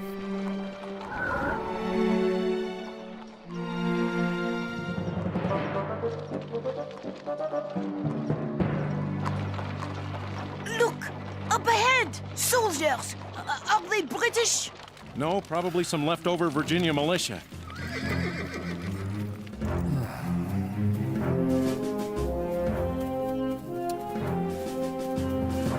I am General Nathaniel Greene. Who's your commanding officer? General Horatio Gates, sir. At least he used to be. This is the Continental Army? With these soldiers, and without Jefferson's militia, we're no match for the British. You're full of good questions, Sarah. Yes, I think we should educate everyone. Men, women, even slaves. And how exactly would you do it? Ah, there's the problem. Having ideas and implementing them are two very different things. Are they really? I mean... The stores are in place. The firewood has been cut. Your home is secured for the winter, Master. Thank you, Great George. I'll need Tuckahoe secured as well. And let me give you some letters for my wife and daughter. Excuse me, Sarah. We'll talk more later. Being governor takes a great deal of time from my family. Fortunately, I have help in remaining in contact with them. Help? You own other human beings and you refer to them as help? You own slaves! You, the man who wrote the Declaration of Independence, is what I wanted to say, but I didn't have the nerve. And by the way, Governor Jefferson is still unable to raise any militiamen to send to General Greene. As always, Sarah. Have you noticed that every week it gets harder to tell what's in the soup? We've got the usual bear fat, but this batch looks to have beaver tail and muskrat. That can't be beaver tail. It's got a tooth in it. A tooth? I'm not eating this. That's a first, but don't complain to the cook. Poor guy has to make meals out of anything he can catch.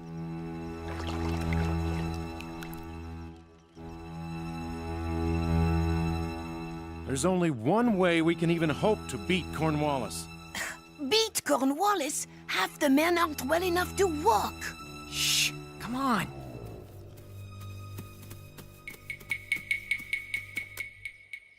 My plan is to hit him when and where he's not expecting us, then run like the wind before he can catch us. Chasing us will force Cornwallis to use up all his supplies. He'll have to take new supplies from the local population. They will despise him for that. Then the people in the South will move over to our cause, and Cornwallis will withdraw. I hope. That's his plan. Where's that coming from? We're under attack! Take cover!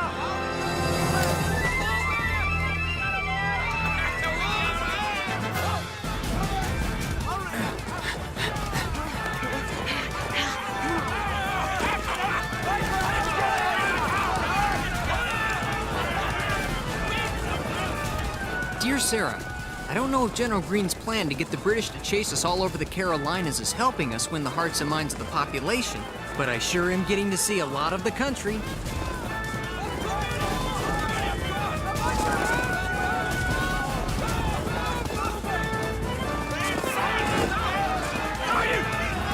I do hope, though, that Thomas Jefferson can convince his militia to reinforce us before we get to see much more of it.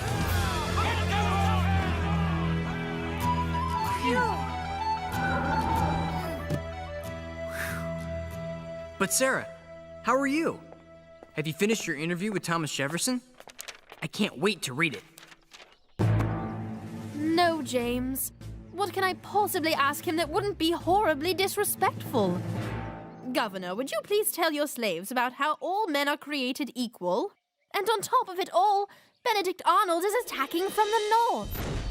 Oh, that traitor! James, we are forced to evacuate Richmond.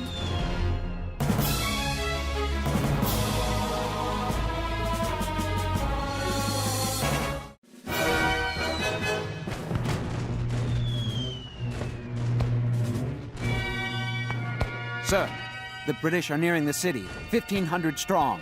What of our militia? Of the 4,600 men you called up, only 200 have reported. That means Arnold will march into Richmond unopposed. I never thought the traitor would make it all the way to Richmond. We must speed up our evacuation.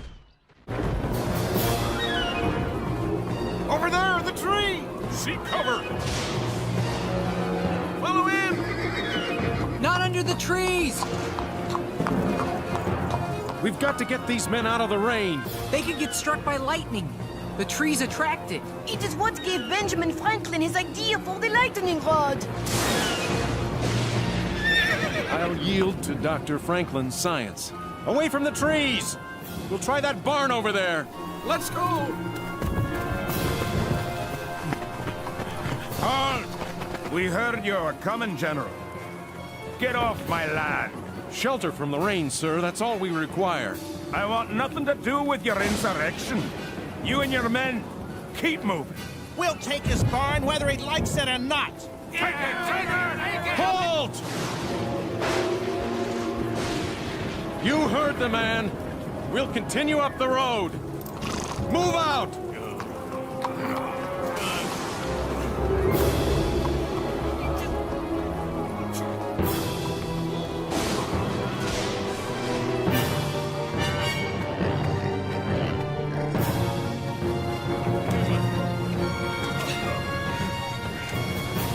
James?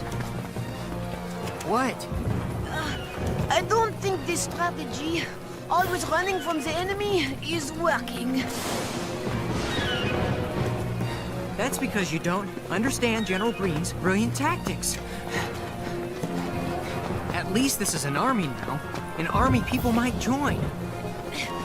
An army that can't feed its soldiers or keep them dry? Oh, sure, I'd join that army.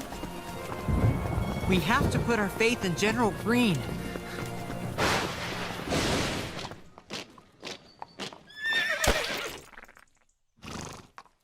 General Cornwallis, sir. All signs indicate that the enemy passed through here only hours ago. I told you burning our wagons and excess baggage would speed us up. Yes, sir, but it's also left us woefully short of food. There's a farm ahead. We'll take what we need.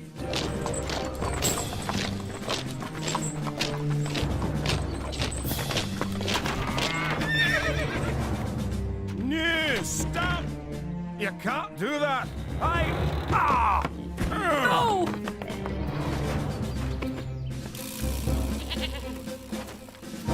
Madam, your husband would do well to cooperate. Carry on! We're loyalists. We've never supported the fight against England. If you take our stock, how are we to eat? We are at war, my good woman. The king's soldiers come first. I have every confidence you will survive this inconvenience. Move out! I'm all right. I'm all right.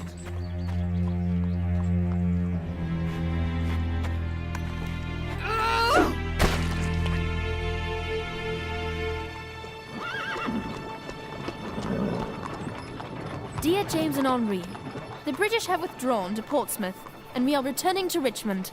Prior to our evacuation, Governor Jefferson had finally made some progress toward convincing the Virginia legislature to provide men and supplies for General Greene. Now he must start all over, and as for my interview with the governor, it will instead be an expose revealing his awful hypocrisy on the issue of slavery. I'm sorry to be the bearer of bad news. Sarah.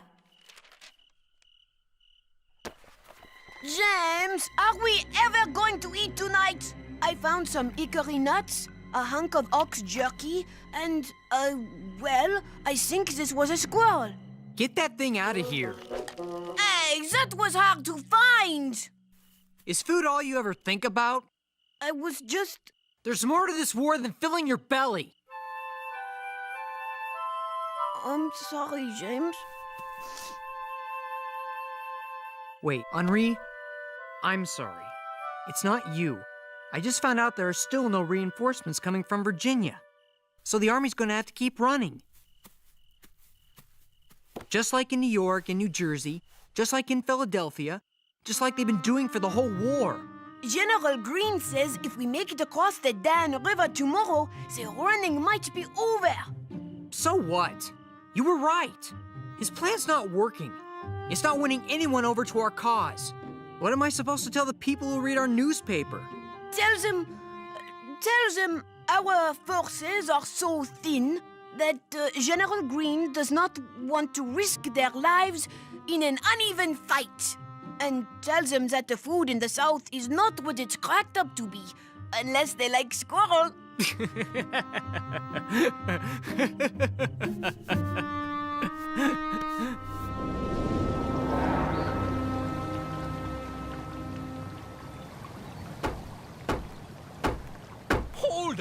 Hold on! I need to get my men across the river, and quickly. If the British catch us here, we'll be destroyed. Where are the fords? Fords? Yes, the best places to cross the river. Use your eyes, Colonel. The river's in flood. Then I'll need your boats. Is that so? British or Continentals, you boys are all the same. Think you can take whatever you want? Well, I know you're not going to send my boats back. That's just be giving the redcoats a way to cross the river. So, you're going to have to pay for them before you can take them. That's only fair. I'll make you a trade. You will? I'll give you 20 horses for your boats. Good ones. Why am I just watching? This is a great story.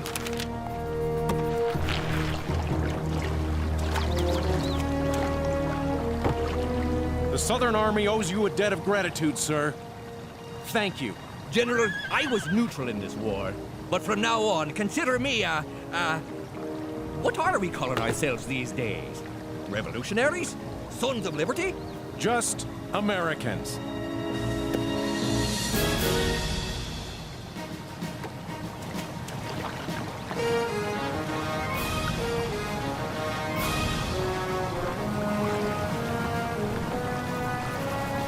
Maybe we'll win their hearts and minds after all. American! I'm an American!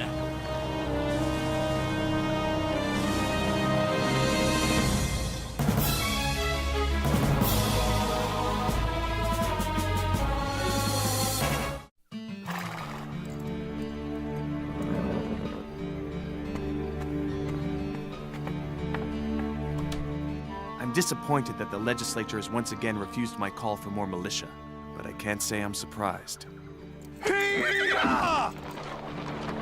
If you need men, sir, what about learning from the British?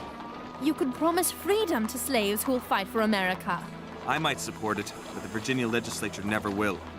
The state's economy is dependent upon slavery. Is the economy as important as the fact that all men are created equal? No, Sarah, it isn't nearly as important. But Governor Jefferson, you own slaves. Yes, but I have proclaimed slavery an abomination that must be brought to an end. Proclaimed? With respect, sir, proclaiming isn't doing. This is a young country, Sarah. Still locked in a battle for its own survival. There are countless issues to be addressed, limitless problems to be solved. Slavery is one of the biggest. And Sarah, we will solve it. Do you view me and my colleagues as great men? Yes, sir, I do. Well, we are great. Great with human flaws, as well as human hopes. I doubt there's a man among us great enough to see the horror of slavery eliminated in our lifetime. I've tried, and I will keep trying. And if we cannot correct this abomination, then those who follow us shall. Take courage in that. Governor Jefferson, I must confess. I've been writing an exposé about you and your slaves for Dr. Franklin's Gazette. But now, after listening to you, I don't think I'll publish it. I commend your passion, Sarah. When the war ends, I intend to draft a plan for freeing all the slaves in this country. I'd welcome your thoughts on the subject. Governor Jefferson, you don't know what you're getting yourself into.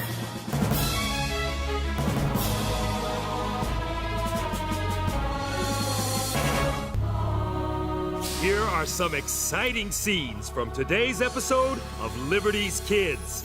Now that Lord Cornwallis has joined Benedict Arnold, I am not even strong enough to get beaten. Gentlemen, our fleet has finally arrived nearby at Chesapeake Bay. It will carry our troops to a position from which we will crush the rebels once and for all.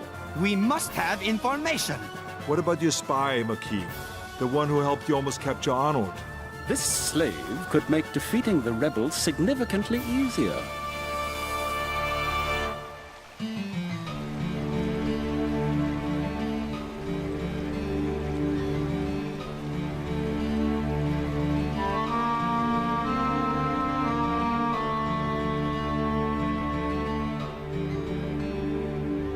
I have always thought that one person of ability may accomplish great things for the world if he first forms a solid plan.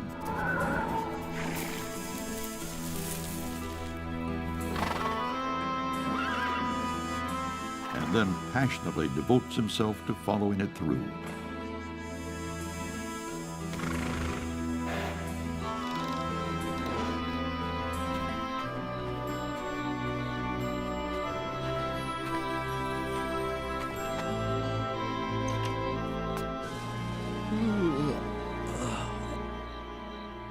Huh? What is it, James? Master, do you believe in freedom? You know I do. I'm a patriot. I believe in this new country. General Lafayette left here only yesterday. I would like your permission to join him. Then I'll come back if I survive. All right, James. You may offer your services to the General. Thank you, sir. I'm much obliged.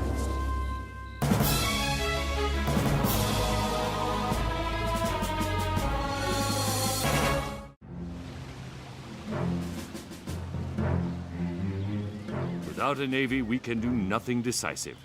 With it, everything honorable and glorious. General Washington, when do you think the French fleet will get here? I expect General Rochambeau knows when Admiral de Grasse will grace us with his company, but our good ally is not sane. If the ships would arrive, we could take New York and end this war. The French haven't even come through with support for Lafayette, one of their own. Yes, General Knox.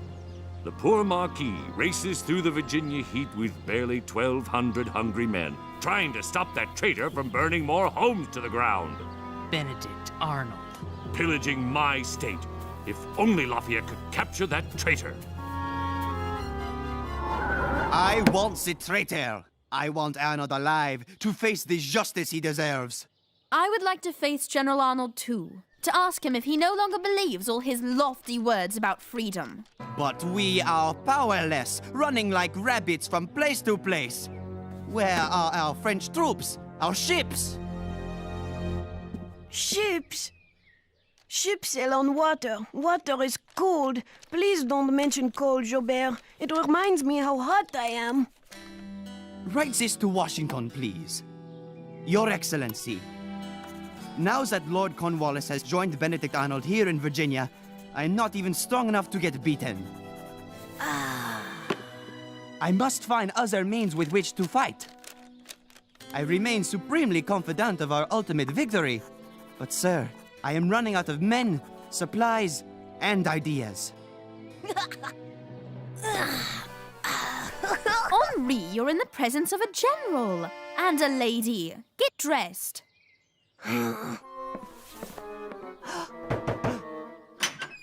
General, there's a Negro here who wishes to join us. Bring him in. Who are you, my friend? James, sir. What is your last name, James? My master's name is Armistead, so that is my name, too. How do you think you can serve our cause, James Armistead? What are your skills? Sir, I am invisible. Huh? I'm a black man. Most white folk don't look at me. They don't think about me. They don't care about me. They don't fear me. Do you have any use for an invisible man?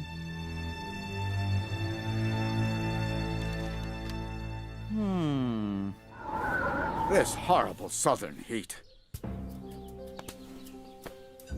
If General Clinton had heeded my advice and permitted me to crush Washington in the north, His Excellency would be a prisoner, and I wouldn't be in Virginia sweating like some beast of burden. General Arnold, sir, you ordered me to bring you any Negroes offering service? Ah, yes, in return for their freedom. They value freedom above all else. That is why Negroes can be relied on. Bring them in. How long have you lived in this area? All my life, sir. You know your way around, even in the dark? Yes, sir. You will serve me as my guide. First, clean my coat.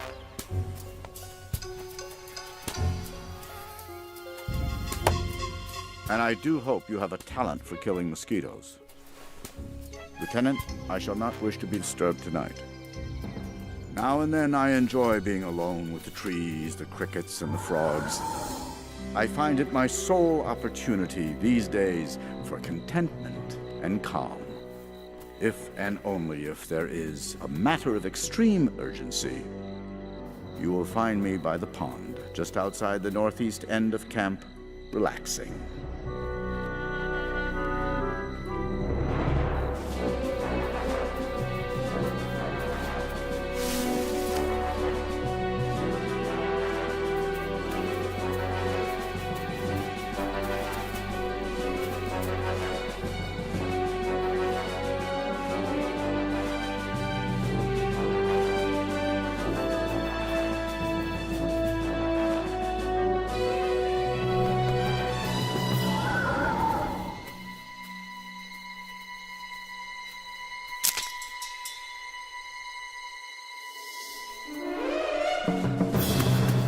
This way! After him! Over here! Where'd he go?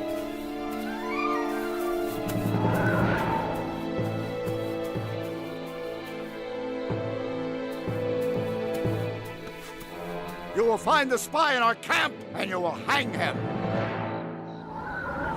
So we almost captured Arnold, all because of James Armistead? Oui, Henri. Perhaps James is the secret weapon we've been lacking. Henri, I told you to put on your clothes. Oui. Good morning, sir. 3 more desertions last night. It's this heat, Lieutenant. Our troops are from colder climates. I had hoped that seeing me wearing full uniform would inspire them. Joubert, didn't you tell me there used to be warriors who fought naked? You, Henri Lefebvre, are not a warrior. Now Clinton calls me North. At least I can meet Washington in his foolish campaign to retake New York. Sir. I'd like to continue to serve, sir. Please don't send me back to slavery. General Cornwallis has arrived here in Petersburg. His lordship can always use another servant. The man doesn't even like to buckle his own shoes. Thank you, sir. I'm much obliged. An ambush!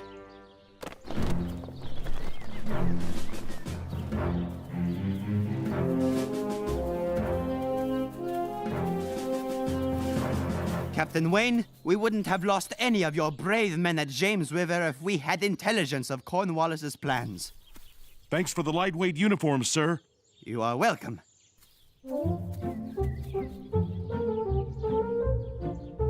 And now these rumors Cornwallis will be moving. But where? When? Must have sent you back a lot of money, sir. It was my pleasure. Worth every penny to get you into something other than your underwear. We must have information. What about your spy, Marquis? The one who helped you almost capture Arnold? We have not heard from James Armistead in 2 months. It is my hope he has not been able to get a message out. It is my fear that he is dead or has run away.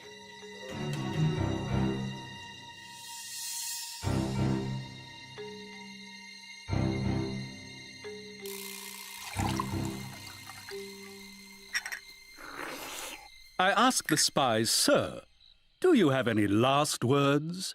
"Yes, sir," he answered. "But if I told them to you, they wouldn't be mine anymore." More pie? Ooh.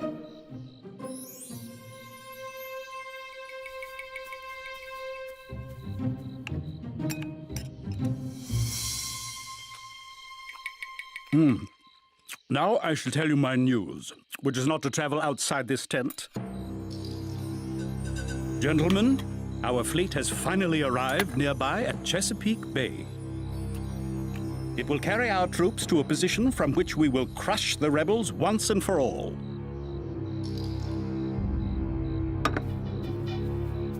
We do not yet have orders as to where that position will be. Thank you, gentlemen, and good night.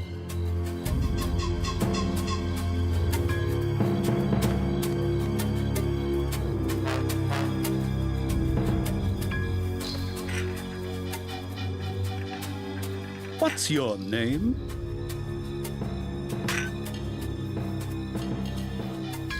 James, sir. James, I wish to have a word with you about something quite grave. Yes, sir? I wish to talk to you about spying.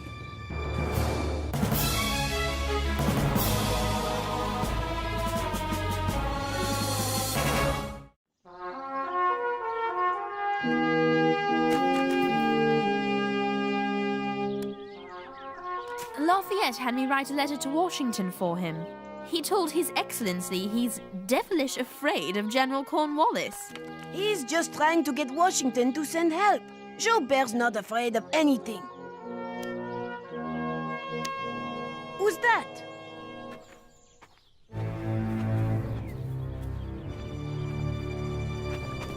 James Armistead!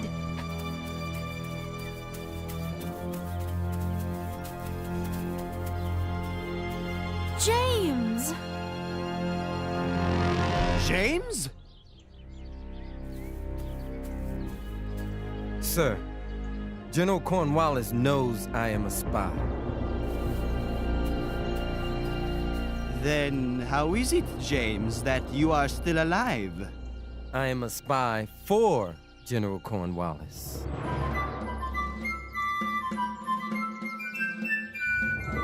Cornwallis thinks you are working for him? James, you are brilliant!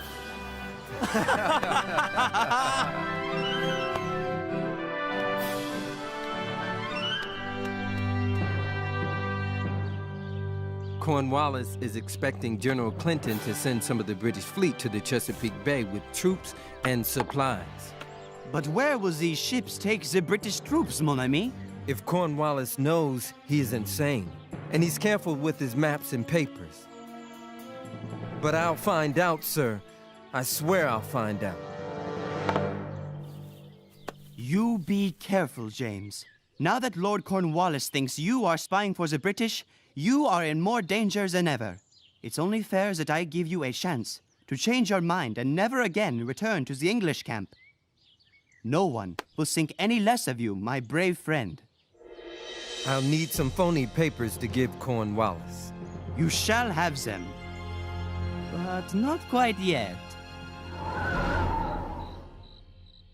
And now that we have finally received the orders containing our army's real destination, you, James, shall take these orders to Lafayette with a false destination to lead him astray. Tell him you took them from my pocket when I was drunk. Yes, sir. You shall have your freedom and more. You Negroes take care of me, and I shall take care of you. James, is tea ready? Another minute, sir. Then, Lieutenant, let us enjoy 60 seconds of fresh Virginia air. This slave could make defeating the rebels significantly easier. Ah, it's lovely outside. Now, Lieutenant, we must use this particular spy very carefully. Don't you feel like taking some air, too? I'll watch things here.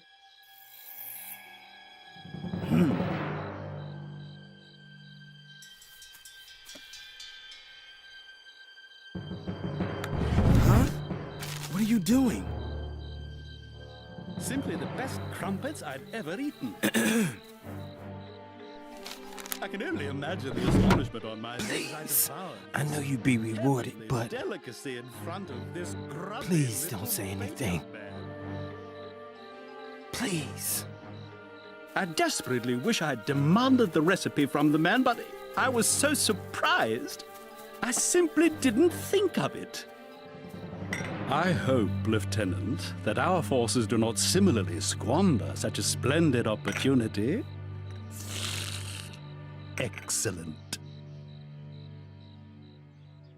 Cornwallis will move to near Yorktown here, where he'll wait for the British fleet to arrive in Chesapeake Bay. When his ships arrive, he will attack us. Washington must know of this immediately. James, how did you learn this? I was very nearly caught, General. I would have been put to death for treason if not for an African soldier fighting for the British. A man named Cato. Cato? Isn't that the name of Moses' brother? Yes, certainement! Cato! We must find out if it is Moses' brother. James, please don't put yourself at any more risk. But if it's possible to find out, it would mean so much to both of them. I owe the man at least that.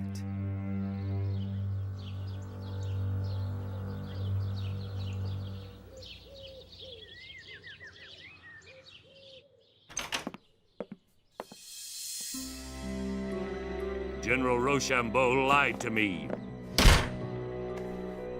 Our French fleet is headed for Chesapeake Bay in Virginia, not for New York as Rochambeau promised. My plan to take New York is ruined, but this might provide us with the opportunity we've been waiting for. We know Cornwallis is at Chesapeake Bay, sir. Yes, General Knox, at Yorktown. Admiral de Grasse will have 29 warships and 3,000 troops. Here, our army and Rochambeau could march south and join Lafayette on the other side of Yorktown. Here. We would then be surrounding the British by land and by sea. So the army marches south. It could be the huge victory we've been hoping for. Yes, James, it would certainly lead to a great victory, or a devastating defeat. The risk would indeed be grave. What if the march to Virginia in the heat decimates our troops? What if the French ships never reach Chesapeake Bay and leave us without naval support? What if we arrive here and the British fleet evacuates Cornwallis's forces? And worst of all, what if Cornwallis leaves before we even arrive in Virginia? News of very great importance is on the way. In the meantime, my dear Marquis, it is of the most critical importance that, at all costs, you prevent Cornwallis from leaving Yorktown. How can we hold Lord Cornwallis in Yorktown with so few men?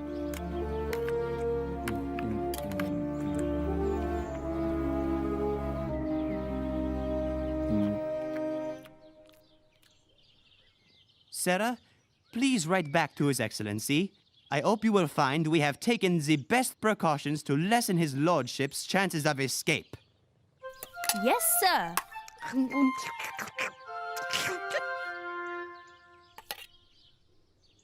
Is there any more, whatever this is?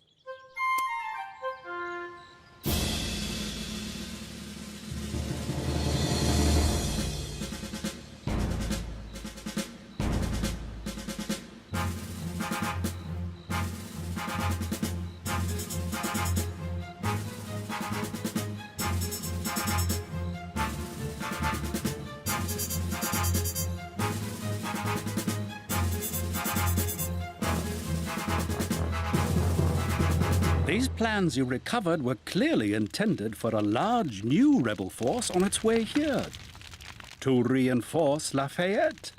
Fine work, James.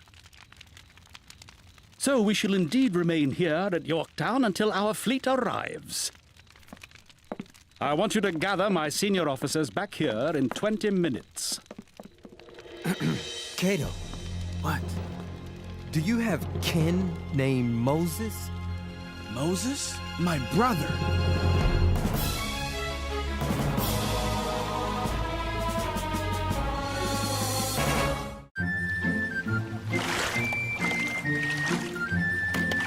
James, what do you think about during your long walks between our camp and Yorktown?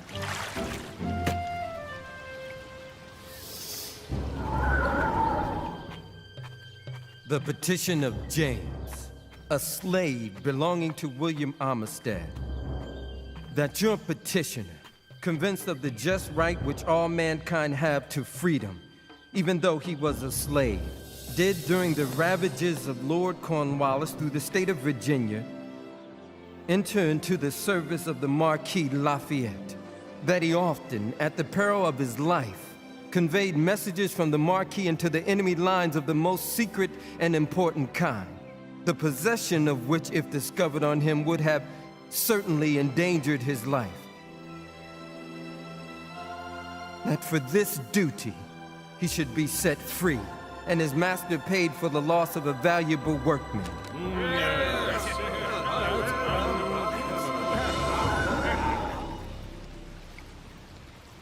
Freedom, Sarah. Freedom.